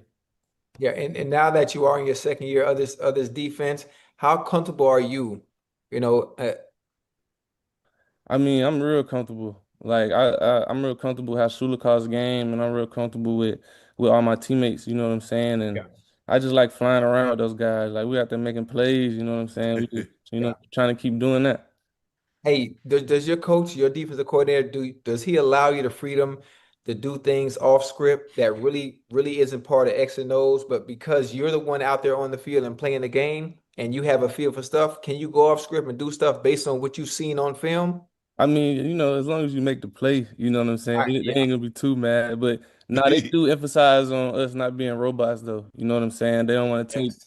the football instincts away from us. You know what I'm saying? So he lets us play how we play. You know what I'm saying? We gonna always go within the scheme, in the play call, but he lets us go out there and fly around. Okay. You're known for your physical style of play. How you get the nickname Cam Bam? Uh, I got that name like in high school. It was I ain't gonna lie, the females used to call me that, you know what I'm saying? Oh, okay, Damn. okay, That, okay, that's that's That's what what that's okay, what it okay, was at Cam first, Bam. you know what I'm saying? okay. But Yeah. nah, I bring that boom on the field too. You know what I'm saying? Oh, Yeah. It rhymes, but like yeah, it's just a little nickname. hey, Yeah. I got a question for you. Since they call you Cam Bam and you known for coming down here, coming to the party, you think you would have been able to hit me if we were playing? Like if I just happened to be in this area, you think you would hit me? Yeah, for sure. Like, hey, hold on, you laughing? You see, you think about, hey, Nah, can cause you a little thin, man. then? Bro, See? I'm 220. What you talk about then? What you was weighing back then? Back then I was 230. All right, bro. All right. You got it. If you 230, then you got it. Yeah, yeah, I would have ran through you, but don't do that. Don't do that. uh, when you what was some of the factors? What was so appealing for you with signing with the Rams? Honestly, like off the bat, just Sean McVay. You know what I'm saying? Just Hey, even before I got here, just seeing him from afar and hearing things about him and watching his interviews and stuff, like that's just off the bat like a guy you want to play football for. It's just the type of guy he is. And I knew it was a winning culture here. They just won the Super Bowl not too long ago. You know what I'm saying? And, Hmm. they always get into the playoffs. So it was just it felt like the right fit. You know what I'm saying? It's a bunch of young, hungry guys on the defensive side with some stuff to prove, and I felt like I fit right in. You came in the league kind of like I came in the league. I was a seventh round draft pick. I was 192. You were a seventh round draft pick, Mhm. and I never felt like I made it. I felt Mhm. like I had to go out there every single year and reprove myself that like I got to give him one reason. And I always had this mindset. I got to get when I went to practice, Cam, I said I got to give him one reason to keep me. Mm-hmm. Just one. Yeah. Man, you see that route Sharpe ran? Man, you see that catch that he made? You see how he picked up that blitz? Just one. I needed one reason for them to say, yeah, we got to keep him another day. What was your mindset coming in? You got a 7th round draft pick from the Commanders. What was your mindset? Because normally 7th round picks don't count bodies. Yeah. They need somebody to fill out the roster. Mm-hmm. They ain't really tried to give us no look. But you got to see me because I'm gonna make you look. No, facts. Nah, my mindset, I mean, I knew getting drafted in the 7th round, like I was just talking to myself, like, I gotta take everything to the next level. You know what I'm saying? Just to try to make this team, coming in, because I was the only rookie DB they had picked up that whole like draft process. They ain't picking no free agents up or nothing. So I was the only rookie DB in the room. So like it's like I'm going against vets. I'm competing against vets. You know what I'm saying? People already been in. So I just knew how to take everything to the next level. And all my vets there back then at 2020 season, like they really brought me in. You know what I'm saying? And showed me the way. And I just sat back, watched them and learned, and started making plays. Yeah. You being in two different Washington, LA. How similar or how different are the defensive systems that when you were in DC compared to what you are in right now in LA? I feel like it's a difference. I feel like in Washington, it was more of like, like a straightforward, this is what we doing, you know what I'm saying? We wasn't really doing no disguising, like, we Damn. running man, you know Line what up I'm and saying? play. We running, but Man, like you just going out there, you ain't got no ski mask, you ain't got nothing. You ain't got no just dark clothes on. You you just just going. Like that's how Del Rio is though. Like, I like it is, that's how I he know is, Jack. I played man. against Jack. You gonna put your position, you gotta make the play, that's all that Yeah. matters. And I feel like this Rams defense it's a way more complex defense, you know what I'm saying? We Yeah. run tons of different coverages. Like it's Yeah. coverages that I'm learning about this year. I ain't even know it was coverage, you know what I'm saying? So Yeah. it's a real complex defense and it fits us because we got real smart players on our defense, you know what I'm saying, that can think on the fly, you know what I'm saying? And we communicate very well. Like this defense, communication is key for sure. Yeah, and it's funny when you talk about defenses being very complex and you're able to do more with the defense when you had the right players with the right skill set and can communicate. It brings me back to that 2000 Ravens, that 2000 early 2000 Steelers defense. But KC, they used to run defenses that wasn't even on film. Yeah. They weren't on film, and people were always out of position, but they were so good with a great understanding of being able to communicate. And when the ball snaps, they'll fly back to exactly where they're supposed to be at. hmm But it was so confusing for me as an offensive player. So the fact that you guys are able to do that, to run complex stuff that you really don't see on film, you really don't know what's coming, Yeah, and keep an offense thinking all the time, especially at the snap and after the snap of the ball, you'll always have an advantage. Always have an advantage defensively. for sure. Man, Cam, I'm looking at you guys' schedules. You got the Saints, Niners, Seahawks, Bucks, Panthers, Cards, Lions, Seahawks, Falcons, Cardinals. Damn, y'all got a lot of birds up in there. Yeah. The Seahawks, the Cardinals, the Seahawks, the Falcons, the Cardinals. Yeah, y'all will try to put some of these birds out their misery. Nah, yeah, we're gonna do that for sure, man. That's the Hey, business. speaking of, man, what has it been like, man, to watch Puka Nacua, man, and Devontae Adams, man? Devontae still, I know, we talk about some of the best receivers in the game. They mentioned Jamar Chase and Justin Jefferson, Mhm. JSN and some of those, those younger guys. But to me, Devontae Adams is still the best route runner in the league. No, for Man, what is sure. it like, Sure. man, playing with him? But it's crazy, man. Just starting off like at practice, just watching Yeah. them every day at practice and being able to go against those type of guys every day, like it makes us a lot better as a defense, bro. Because every team you're not seeing that every day. Oh, You're heck, not hell seeing it no. every day. No. So that's just making us better. And then to add Matthew Stafford in the mix with those two, like it's crazy. But like it's amazing to see in practice for sure.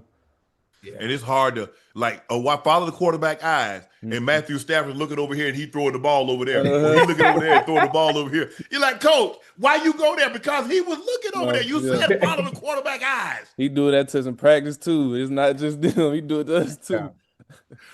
Hey, when we saw it on the tape, because in the game, you didn't know it because I was at the Super Bowl. When Mhm. he did that in the Super Bowl, when he threw, hey, he was looking like this here, and he threw the ball, and Cooper Kupp ended up catching it. It was right by because the linebacker was dead to right. If he Yeah, looks at him, the linebacker's gonna pick it. yeah, But because he was looking over here and he threw it, he's like, "Oh, he ain't finna throw it." You're Hey, like, "Oh my goodness, in the he he threw it did right, that." too. boy, right off his ear hole. That was nice. That's crazy. That we see that every day, man. It's crazy to watch. Hey, Man, Coach Yarb still a receiver coach, huh? Yeah, yeah, my dog. Yeah, yeah, Mhm. Coach Yarb. That was my coach at Oregon State. For real, yeah. Nah, y'all's a cool dude, man. That's my guy, man. That's my guy. well, Cam, thanks for joining us tonight, man. Best of luck, continued success, stay healthy, Yes, sir. and hey, you guys got a nice little schedule coming up. But hey, you done got your bye week, you get your second win. Now it's time to go finish the task, Yes, sir. Already. I appreciate y'all for having me. All right, man. brother. Thanks for coming on, appreciate it. Enjoy the rest of the evening, You too.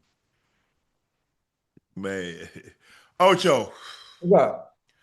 Micah, he just can't let it go. Last night, he blasted how the What happened? Cowboys have treated Trayvon Diggs. He told Yori Epstein of Yahoo Sports, honestly, I feel like they effed my dog over. You know what I mean? He's Yeah, coming off a catastrophic knee injury, and I just yeah, think they did right by him. I didn't think they did right by him. He didn't participate all camp. He's going out there playing week 1 and 2, and I just think you don't do that. I just don't think you do that to a player like that. And the type of knee injury that he had, they forced him out there. He has no reps really. He's telling me he was in warm-ups phase during the week 1, even with the ramp up. I just feel like you just don't do that. I just feel like they screwed him over. The organization let him down. You know what I mean? You just don't do that to a player. And I think it was mad wrong. And I just pray for him. Now, yeah, Micah and Trayvon are really, really good friends. yeah. It Yeah. seems to be he's echoing what Trayvon relayed to him. Yeah. What he can't say itself. What he can't say, Yeah. I tell Micah ain't here. Micah, you say it. But I can see where Mike is coming from. Also, coming off an injury like that, also. But you have to think on the Cowboys end. Well, if you're coming off an injury, why don't you be here with us? Why don't you rehab with us so we can watch you and we can dictate how far along you are. But when you're not here, we don't know. Yeah. We don't know. So when you do come back, boom, we think you're ready because you're taking care of your business away from the facility. Doing it your way with your own doctors or whatever Oh, that's what you thinking? that you may have. So now we don't know. So when you come back here, we're expecting you to be ready. Yes.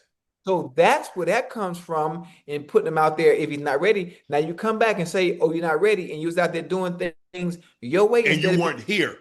yeah. If you're See, here and you're yeah, not ready, it's that's one different. thing. You You're understand? there and you're not ready because we can update it. Okay, the progress. Jared's gonna come ask the trainers, how far along is Trayvon? Yes. Will he be able to go week 1? Do we need to put him on the pup list? What do we need to do?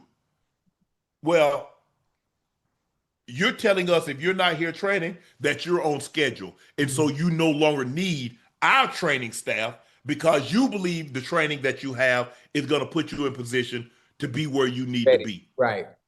And when they got that kind of money tied up in you, uh, it's going to be, Yeah, it's tough. It's tough, which is why they took that 500,000 from you. yes. Oh, you don't want to, okay, we know it. Let us recoup some of this. Let us get some of this back. They Yeah. give you a better understanding on how serious we are and how upset we are that you're not taking the onus and getting yourself prepared for the season, upcoming season here in the facility where we can document and keep tabs on how far along you have to go. So we know what to do. So we know what And, to do on our end. So and I think the thing is, Ocho, is that they put him out there. If I know he's not healthy, I put him out there. I'm going to make it look bad. So that way, when we release him, ain't nobody going to feel, man, you see how my man played? yeah, listen. But I know one And thing. he had a bad injury. He had, I don't know if it's the same because he tore his ACL and then he had another. I don't know if it's the same. Ash, was it the same knee that he tore his ACL or was it a different knee? But in any case, he had 2 knee injuries in the last 2 years. That's how you're asking an awful lot, Ocho. Asking Mhm. an awful lot. And here's the thing: he's predicated. He's going to take risk. You can take those risks when you have a defensive line that can put pressure. When you Yeah. had Micah and you had D-Law playing at extremely high levels that was collapsing the pocket, you could take those risks. Now Mhm. he's still playing that same way, and they don't get that same pressure. So guess what that means? big plays given up. Yeah. Yeah. It's just it's tough. I see both sides. That's the thing, Ocho, and that's what I tell. Look, go. I understand that you want to be away from it because I'm gonna beat Ocho. I'm there from all when season we long. get back in training camp. I'm gonna get really 1 week away. That's the bye week. Other than that, I'm there all of September, October, November, December. Hopefully, if we're lucky, Cowboys hadn't been so fortunate, all of January. But I Mhm. know I'm gonna be there for 5 months. And I know you don't want to be there in the off-season rehab, and you're there February, March, April. Guess what? OTA start in April. Yeah. Damn, I ain't even get a chance to get a break. But Yeah. Ocho, when they got that kind of money invested in you, when you got that kind of contract, I'm telling you, this is the expectations that they have. And you know, you're saying that you're ready to go. Because if you're not there rehabbing and you coming off that serious injury, you better be on your you better that thing better be. Yeah. Hey, you better be able to do the Tootsie Roll with that knee and everything, Ocho. You know, hey, all that. God, Hey. they're gonna be looking. It's like, bro, why weren't you here? Yeah. I know one thing. Even though he's not ready, he probably won't be a Dallas Cowboy. No, But we I don't showed see a him, scenario hey, in which he will be next hey, year. listen, Trayvon, boy, you see this, boy, we come on down to Cincinnati, boy. You're gonna love it. You're gonna love it. Don't go down to Cincinnati. They ain't gonna put no Hey, pressure. They worse than the. Think about it. They worse than the Cowboys, Trayvon. Unc, And when you you see play what's us, happening in the secondary Unc, in Dallas and Cincinnati worse than them. hey, listen, come on down now. Come on, we got Newton, DJ Turner, Cam Taylor, but we can add you to the pot. The more the better. The more the merrier. Help us improve. We're ranked 32nd right now in defense. You can come in. We need an impact player. Huh? We got Trey Hendrickson on that edge. He Now you won't be there next can year. that's huh? He won't be there next year. Okay. Let me pitch my stuff to Trayvon. Well, don't lie to him and get him there. And the people that you say gonna be there not gonna be there. All right. Well, we need an impact player. And he can come back, you chill, rest, get your knee together, come back next season. Boom. By that time, we're gonna get the Trayvon Diggs of old. And number 7 is available. And you ever call the store and they tell you they got something, and when you get up there, they ain't got it? Oh, I thought we had it. That's why I called. Because you think I would have brought my ass up here if you Yeah. didn't have it? I came up here because you told me you had it. You could have told me that on the phone that you didn't have it. And by the way, you know you didn't have it. Now you done got me up here for no goddamn. You got me up here. Well, I'm sorry. No, you're not sorry. You could have took your ass got from behind this counter and come back there and say, Hey, but listen, oh, I'm sorry, we're not looking hold for on. And they'll get slick with you too now. Well, since you're here, you mind if I show you something else? No. Show me the door. As a matter of fact, I walk my ass in there, I walk up out of here. No. It's like if I go looking for something, Ocho, do you have the brown loafers? They come back. We didn't have the brown, but we got black and ox blood. I didn't ask for either one of those. I Right. asked for brown. Yeah. Well, no. If I'd have wanted black or ox blood, guess what? I said, do you have a black loafer or ox blood loafer? That's what I would have asked for. Wait, I didn't ask for that. Hold on. You just slick threw that word in there. That sound like a big word, and that sound like a color I Well, don't. ox blood? Yeah. What's that? What's that? Hey, you getting real fancy. You getting real fancy. Nah, Ox man. who? Ox blood. Yeah. What that mean? What color that is? What part of the It's like a family is that? reddish. Reddish? Yeah. Yeah. Why you ain't just say red then? Because it's not red. It's like a. I'm just. I mean, you right. There's no need to be Well, fancy. so, Just okay, say how about red. this here? We do have a cognac or we have a black. How about that? Is that better? Cognac. Okay. So why Cognac is a are we brown. talking about shoes or we talk about alcohol? We talk about shoes. The shoes coming Cognac. Okay. colors of dress shoes. Okay. I got you. But why don't you Yeah. just Lace, cap, toe. cognac? Why don't you just say burgundy? Okay. Yeah. You real? Hey, boy, you real? Hey, you fancy tonight? Okay. Well, cognac Yeah, you. or burgundy. My bad, burgundy. Burgundy. There you go. Yeah. Burgundy. Micah But Burgundy. I just look, and I get it. Micah,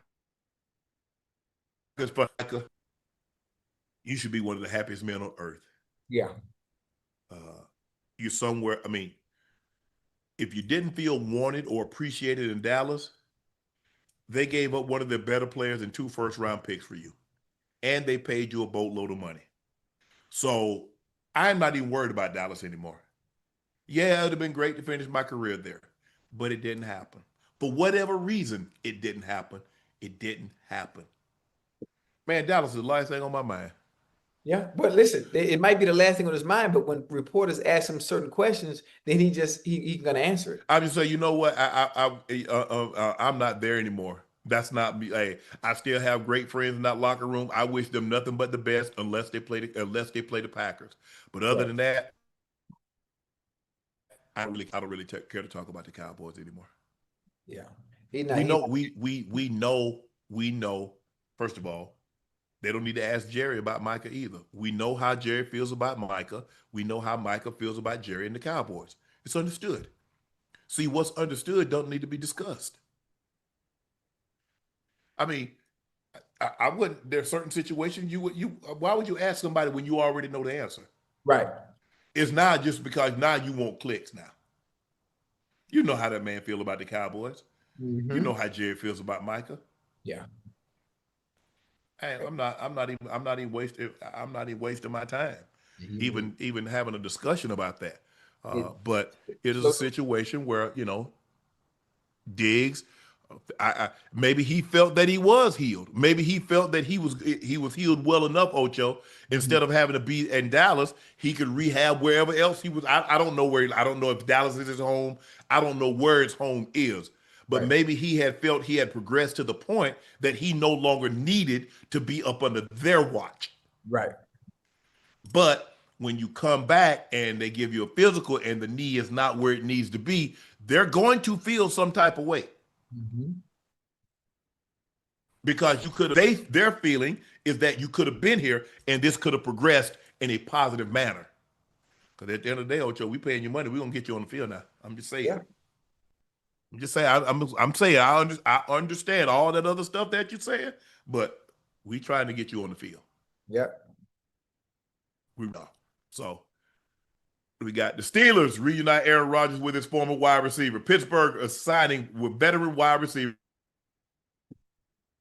MVS Valdez-Scantling, Aaron's former teammate with the Packers. Scantling, only 31 years of age, began his professional career in Green Bay, playing on the Pack 2021. His 2020 season, he had 690 receiving yards, 6 receiving touchdowns, which are both career highs. He also said that I think he won 2 Super Bowls. He won 2 Super Bowls with Mahomes, if I'm not mistaken. Mm-hmm. I think he won 2 Super Bowls with Mahomes. Ocho, you like this pickup? I mean, it's cool. It's cool. It's a player that's familiar with Aaron Rodgers. Aaron Rodgers is also familiar with him. I think he's gonna be fine. Mm-hmm. You got another speedster. You add more speed. You already got Calvin Austin. You got DK. Now you add MVS, who also can run and is a deep threat. He can stress the defense. So we're going to see how he's used, what positions they put him in. They put him into to make the plays and use his skill set to his strengths in helping that offense. I think he's going to be all right. Mm-hmm. I think he was there. He was in San Francisco earlier this year, and got released from there. I think he was in Buffalo last year. Yeah. So hopefully he finds a home there he can stick. Like I said, he's only 31 years of age. He's kind of bounced around the last couple of years, but hopefully he can get there and stay to the end of the season. Ocho, Kendrick Perkins appeared on Out the Mud podcast. He said, I don't F with Ja. You know why I don't F with Ja? The reason I'm so mad at you, ESPN spent millions of dollars to do an all access on Ja in Memphis. They did that for Ja. Bro, I was like the one that was praising Ja. We anointing you as the chosen one, and you F it up. Guess what? Not only did you make you look bad, you made me look bad. They recognize you because of me speaking highly of you. It ain't no coincidence that you went from having 3 games on ESPN to 52. Ja responded, You know the reason I don't for my notoriety. You're the reason for my notoriety, Perk.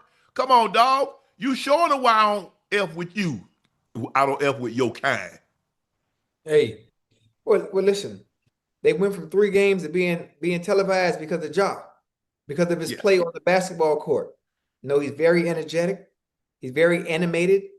Plays above High the rim. flyer. Yeah. He's exciting. He's an exciting player. That is why people have gravitated, and ESPN even wanted to, go and do whatever it is and spend the millions, to go see him. Ja's made some mistakes. Yes. Yes.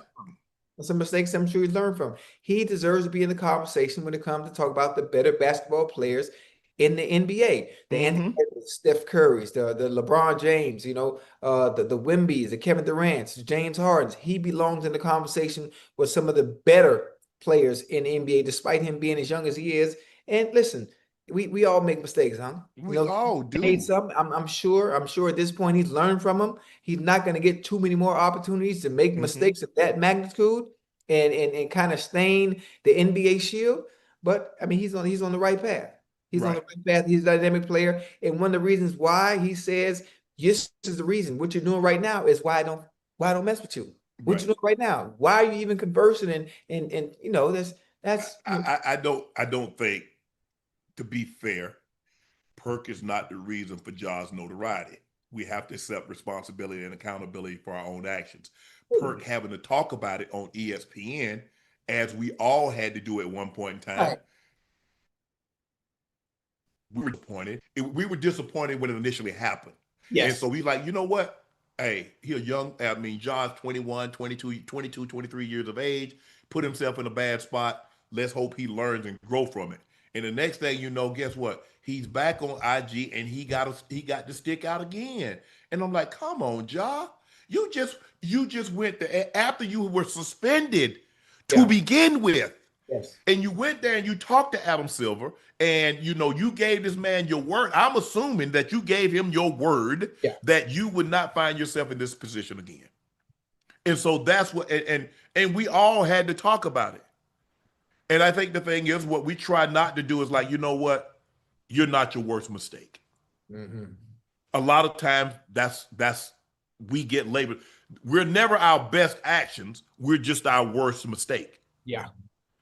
And so I think, look, I don't want to speak for Perk. I know Perk. Obviously, I know Perk. Perk started out. He was on Fox. He was undisputed with Skip and I. And then he went to ESPN and carved out a niche for himself. He's great. But maybe is a situation where Ja said, look, I disagree with Ja when he says Perk is the reason why for his notoriety. Maybe now, like when we talk about stuff, Ocho, once we talk about something on here, I'm not going on Twitter to try to highlight it again.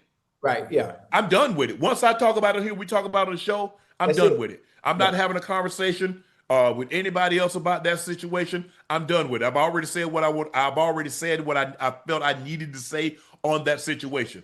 But it's tough. It's really tough, Ocho, in this business if you have relationships and somebody that you have a relationship with, they mess up. Because now people are sitting there like this here. What you gonna say? Your boy messed up. You ain't gonna say nothing. Yeah, they waiting. Yeah, I mean, it's like that's what they're waiting. They're waiting on to hear you say something. So for the most part, I just try, like, if I have a relationship or I speak to someone, I don't really say anything about it. Now, the LeBron situation, everybody knows how I feel about LeBron, so forth and so on. So they automatically assume that I'm kicking it with LeBron up in Brentwood, and anytime he has an event, I'm there. I'm not. People just choose to overlook when I call Braun out or I criticize something that he's done. They overlook that. Oh, them clutch checks must not be coming no more. The direct deposit ain't gonna hit no more, bro. No, I just if he's right, he's right. If he's wrong, he's wrong. Yeah. It's simple. It ain't no more than that. Clutch don't send me no checks. I was employed by Fox and Undisputed. I was employed by ESPN. Now we have our own thing. That's it. Nothing more, nothing less. Y'all try to make it out to be that because if I criticize Ron, it's the checks. If I don't criticize Ron, oh, see now you talked about this, you talked about that. No, it's Yeah. that's what in this space, that's what you have to do. It's like, Ocho, if I'm a fireman, oh, you went in that building and put that fire, you ain't going in this building and put that fire. What kind of bull job is that? I'm a fireman. So when you do what we do, we have to talk about certain things. We just do. Yeah. And you want me to give my honest opinion, my honest take on certain things. It's not about a like or dislike because I don't know the guys well enough to have an opinion one way or another. All I'm talking about is the guys on the court, the basketball play. Now, when we dealt with Ja, we had to talk about the gun in the club and the IG stuff like that. We had to Yeah. talk about that because that wasn't basketball related. But for the most part, when we critique or analyze, we keep it to on the field, Yeah, unless they do something off the field and we have to talk about it. But trust me, I've never gone to a producer, be it at ESPN, be it at be it to say, ooh, I want to talk about this. We talk about it, we talk about it. If we don't, we don't. I'm good either way. Right. That way, I don't really get involved in the topics. I talk about anything. I can talk about it on the spot because I follow football close enough. I follow basketball close enough. I follow the things that where I feel we're going to talk about, Ocho, close enough that I could have an intelligent, honest conversation about it without making it personal. Right. Oh, you did this. I never called for a video of Russ and his bloopers. Y'all get mad at me talking about well, it was no, it was Russ hit the top of the backboard. It was Russ that airballed it. All I did was talk about it. No, that's what I did. Right. Just like when he got the triple doubles, when we was talking about Russ getting the triple double and we were highlighting him, nobody had a problem. So what you want us to do when he's not playing well or he's not and he's turning the ball over? Should we not talk about it? Right. That's how it works. When Tom Brady played good, I had no problem saying Tom Brady played good. But when Tom played bad, I had to say he played bad. When Peyton Manning played bad, when Aaron Rodgers played bad, when Patrick Mahomes, when Tony Romo, you just do it. Now I understand when you look at it like, oh, you said this, but you ain't say this about the black guy. You said this. Really, dude? Yeah. Is that where we are right now? That's what we're doing. Yeah. I I mean, look at the play. I don't say, "Ooh, that black guy threw a touchdown."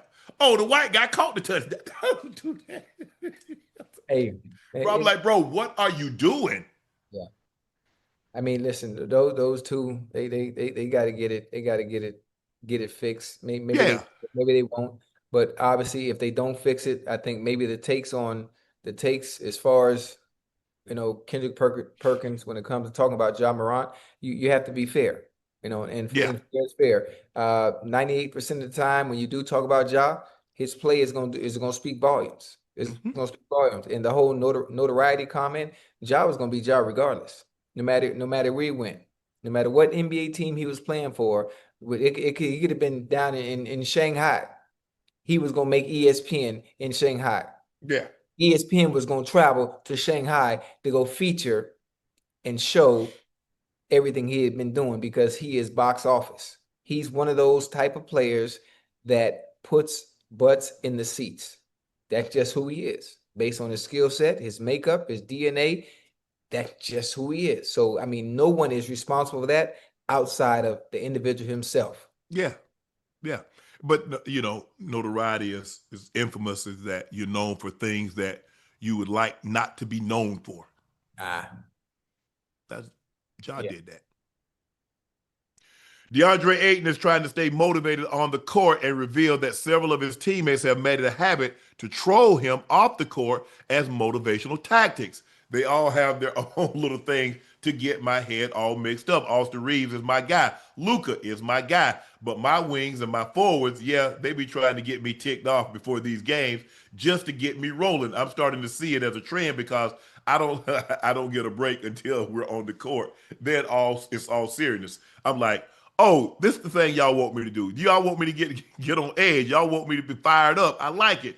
Dudes really care. On Sunday night, the big man tallied 22 points and grabbed 15 boards. So maybe it's work. It ain't working tonight because I think they're losing to Portland right Yeah. now. Listen, the funny thing about it, listen, he's been a part of the locker room for a very long time. Anything that Mhm. happens to you on or off the court, you know the jokes are coming. The jokes are going to fly always. And then listen, whether it be a motivating tactic or not, they're going to make fun of any situations that you have as long as it was nothing that was harmful. Oh, them jokes gonna fly, huh? You've been in locker rooms now, still to this day. Certain things, certain jokes still fly that resonate, and stuff happens to you that's gonna stay with you forever. You know, and your teammates, man, they gonna make fun of it all the goddamn time. Ocho, What happened? can you explain this to me? What happened? How does a guy making $100+ million need motivating? I mean, well, it's different. Now you know this NBA now. Sometimes you get that kind of money and you relax and you sit down. There are very few that make 100 million and still play the game like they ain't got a dollar to their name. There are very few. Again, I'm gonna say it again. You've seen it before in football. Now, I can't really make a test to it when it comes to basketball, but you can because that's something that you love and are passionate about. But think about how many players in the NFL that you've seen get paid, and all of a sudden they disappear. Now they out there, they on the roster, but the play, which is the reason why they got the money they got, for some reason it just disappears.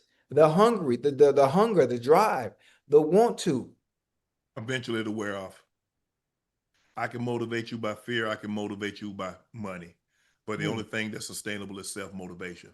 So eventually, Ocho, I can make or crack all the jokes I want. Yeah. I can pay you all the money that I want. I can put fear that I'm going to release. Obviously, in basketball, the money's guaranteed. So once he signs his name on the contract and you sign your name on the contract, it doesn't mean anything because you can't scare him anymore. Yeah. But if a guy that's not self-motivated, ain't nothing you can do. But also too, when you're in that kind of environment, it's only 15 guys. You playing as the Lakers, one of the best franchises of all time. You understand the legacy that they have. They've won multiple championships. You don't want to let those guys down, huh? Everybody's watching you now. That's all the motivation you need. The money ain't the motivation at this point. You're playing for the Los Angeles Lakers. When you Guess play, what, Ocho? what happened? There's 15 little guys in every locker room. And he wasn't motivated in Phoenix. He wasn't motivated in Portland. What makes you think he's going to come and be motivated in LA? I just told you, where is he playing? He's playing in LA. It's different than playing in Portland. It's different than playing in Phoenix. Tell me the difference between a It's polar bear that's in Antarctica and one that's in the zoo in San Diego, other than his environment. He's still a polar bear. I like that. That's a good one. I like that. Hey, So I understand what the Lakers brand is. I understand what it represents. But at the end of the day, that just happens to be the same individual that the other two places that was in a better brand. He yeah. hasn't changed. Nothing about him has changed. How's his game so far? I know it's early in the season. How's he been playing good, huh? Listen, the Lakers needed a big man. Is he the answer? That was the problem last year. They was too small. Is he the answer? What's the question?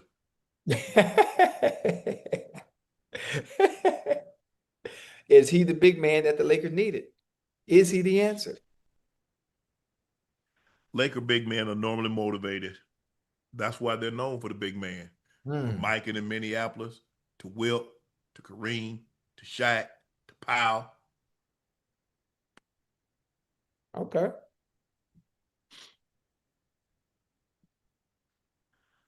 Hey, I don't get it. Some things ain't for me. It's not for me to understand everything. I don't understand because I think the thing is that you work so hard to get into a position, Ocho.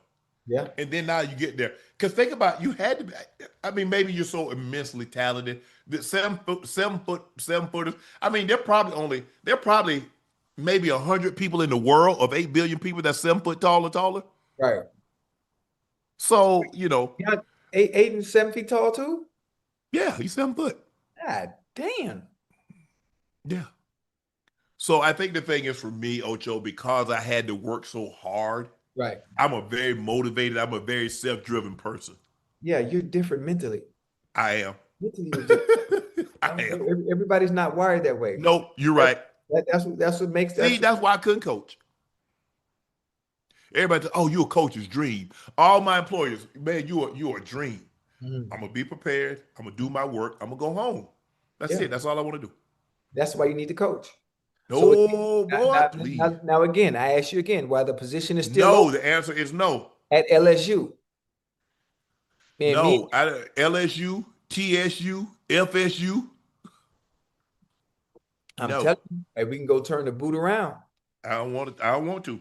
Only thing I want to turn around is my car, and I back it. I back in so I can just pull straight out. I ain't got to turn around. Nope. I want no part of that. Hey, one thing about you, I've never known you to turn down a challenge. That's a great challenge. Mm-mm. The greater the challenge, the greater the conquest, but not too great of a challenge because it will conquer those and all that it touch. So no, I don't want that. Ocho, it's time to play Pick Player Fade, presented by Prize Pick. Hey, how we did last? Tyrese Maxey dropped 41 and 6. So he was way over the 34 with points and assists. We went 2 for 5. All right, I'm gonna let you answer this. Man, because what you call him, we would have had it. Tyquan Thornton, all he needed to catch was one pass. Yeah, Ertz. Damn. But anyway, all right. Here's another 4-pick play. Norman Powell, more than 3.5 rebounds. Yeah. Cole, okay. I'm going to say Norman Powell to get 4 rebounds. I'm going to say Cole Anthony have 4 assists. Jalen Brunson versus the Bucks, 27.5. Yeah, he going to get 28. DeMar DeRozan going to have 4 rebounds. We going perfect. Yeah. Yep. That's it. Hey, speaking of, since we talk basketball, man, when we gonna hit a game and sit courtside? Where? I mean, Lakers. You must be talking about the the Aces. No, I said Lakers. Ocho, I ain't in LA. No, we can go to LA. I told you I hit Miss Bus. Miss Bus to give us 2 courtside tickets. Ocho, I gotta work. How you gonna be at the game? Do you know how long it'll take us to get back to the hotel? Unless it's a Tuesday or a Friday. Hold on, wait a minute. What you talking about? It's a lot of hotels right there, right across the street. It's a hotel right across the street. Man, We could leave. We could leave it like if we could leave in the 4th quarter. We'll look into it. Let's look into it. Nah, we've been looking too long. That's We ain't been looking at nothing. We need more action. Stop using your eyes. Just let's execute. We going to a game. Now I didn't ask you multiple times to hang out with me. Okay, let's reconvene when LeBron is back. LeBron and Luka and everybody is in action. Okay. $25 to win $150. Download the app today. Use code Shannon to get $50 in lineups after you play your first $5 lineup. It's good to be right. All right, it's time for our final segment of the evening. It's time for Q and A. Y'all just won tonight. Oh, they just won at the bottom of the 13th? Yeah, they won. Hey, every time I watch Shohei Ohtani, man, it reminds me of myself, man. Man, Shohei, I think he hit 2 home runs tonight. Yeah. That's why I say he reminds me of myself. You know, I see a lot of me in him. Ocho. The 4th. What is? Wait, hey, I must be looking at the wrong thing. You are. Okay. My bad.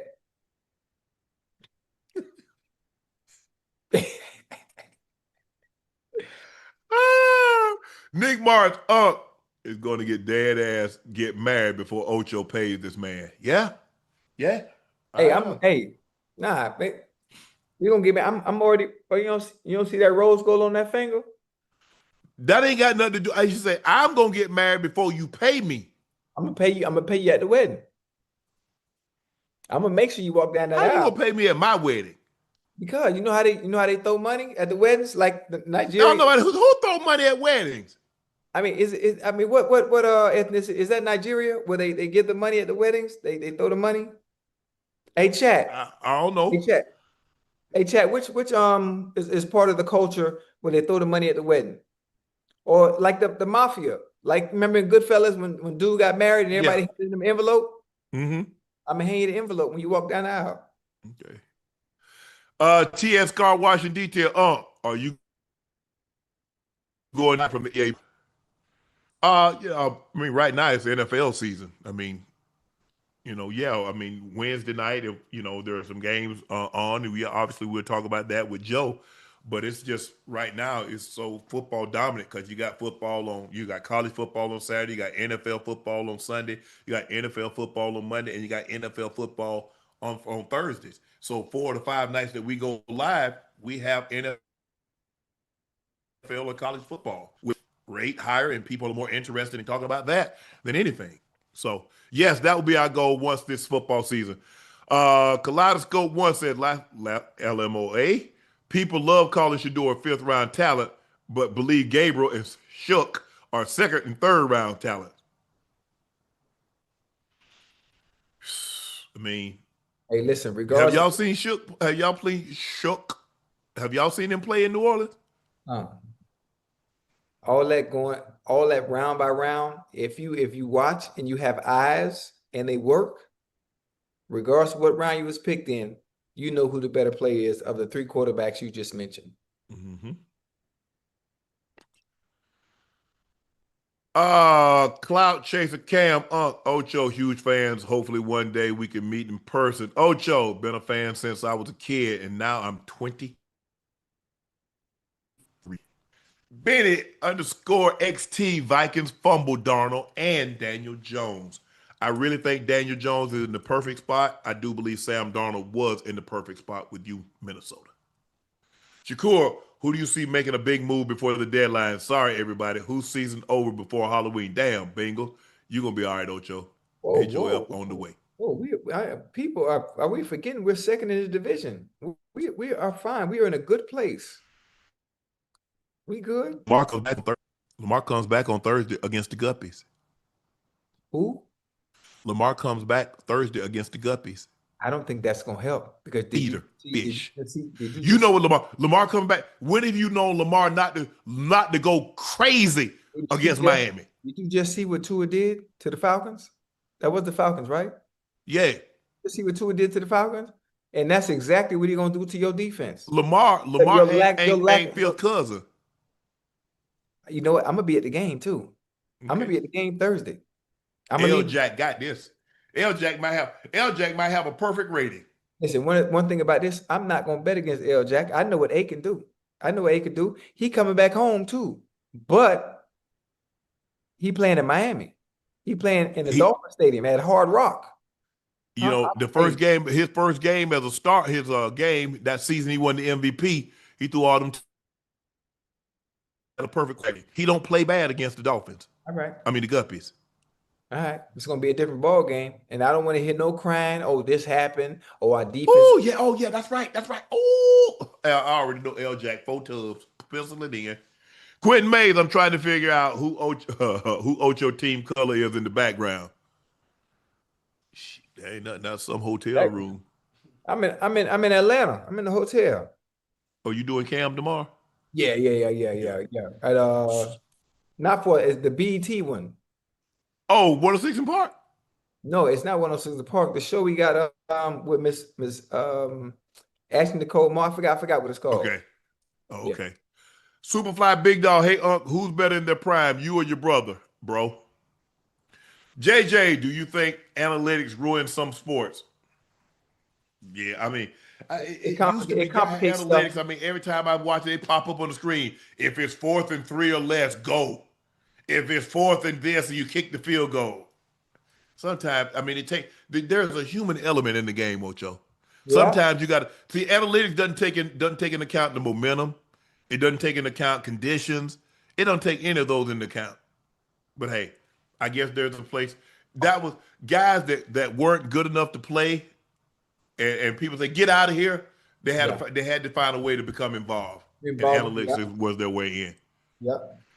Whiskey, Mile High, Sky High, French Fry, Broncos in the Super Bowl. Show wish we could play. If we played the Bengals every year, every week, we definitely going. Greg, Coach Greg, killer Cam. Saucy said we lost tonight, but AR had another 40 ball. Do you think he's an all-star this year? He could possibly be. I can see a scenario where he gets voted in by the coaches. I don't think he'll get the based on, because you got Shea and Luka, and you got Steph. That's 3 guards right there. Now, one of those guys Luka normally leads, but now they just go front court and back court. So he would have to get selected. And then you got Ant-Man. So Ant-Man, Shea, Luka, Steph. I don't think he's more popular than any of those guys. So it's gonna have to be at the coach's discretion. Marlene Spivey, Unc Ocho, when was the last time you guys been to a rodeo? I ain't never been to a rodeo. That's a good question. Unless they talk about rodeo. Matter of fact, the last time I went to the rodeo was down here in Duluth, Georgia, when I rode the PBR bull, Deja Blue. Yeah, that was my last time at the rodeo, and I told the PBR that obviously I would love to make riding bulls a hobby, that I would take that profession actually serious. And they told me, we're gonna look into it after football season's over, so I might get back into bull riding, huh? You shouldn't. Huh? James Ravello, Ocho. If the Laker game, I ride with you. We can get some good steaks, some cigars with Unc's 5,700. No, it's 5,900. Tim's being said, Unc Ocho, can you guys wish my wife, Natasha, what is it? Natasha, a happy birthday. We've been together 11 years. She was in an accident a few weeks back, so I'm grateful to be celebrating this one with her. Absolutely, Natasha, happy birthday. Your hubby, you guys been together 11 years. He wanted to let you know. He wanted you to celebrate this day. Let you know that it's special. But he wanted to take a special time to celebrate because he realized just how fortunate it is to have you in his life. And mentioned that you were in an accident. Hopefully everything's okay. And you guys get to spend some extra time loving on each other. Tim, thank you, bro, so much, bro. I greatly appreciate you following us. And Ocho and I are very, very, very, very grateful to have you as a subscriber and a member that follows us routinely. But we want to wish you and your wife, wish her a happy birthday, and heal up soon. That concludes this episode of Nightcap. We want to thank you for joining us. The Chiefs use a strong 3 straight scoring possessions in the second half to break the game open. They win going away very comfortably. Mahomes, 299 passing yards, 3 touchdowns, but he did have 2 interceptions. They ran the ball extremely well as they dominate the second half, and they win by the score of 28-7. Thank you guys for watching another episode of Nightcap. I'm your favorite Unc, Shannon Sharpe, and that is my partner and co-host. He's Liberty City's own Bengals Ring of Fame honoree, former Pro Bowler and an All-Pro. He's Chad Ochocinco Johnson. Please make sure you hit that subscribe button. Please make sure you hit the like button and go subscribe to the Nightcap podcast feed wherever you get your podcast from. We would like to thank each and every one of you for your support and your continued support. Make sure you go check out Shea by Laportier. If you can't find it in a city or a state near you, order it online. We'll ship it directly to your door. The best tasting premium VSOP cognac on the market. Please drink responsibly and stay safe. Go follow my media company on all of its platforms, Shay Media, and my clothing company with 84 being spelled out. That link is in the chat. We want to thank each our very special guest, Kam Curl, for joining us. Safety from the Los Angeles Rams. Thank you so much. And again, the Chiefs beat the Commanders 28-7. I'm Unc. He's Ocho. We'll see you on Wednesday night. Thank you guys for joining us. Love you guys.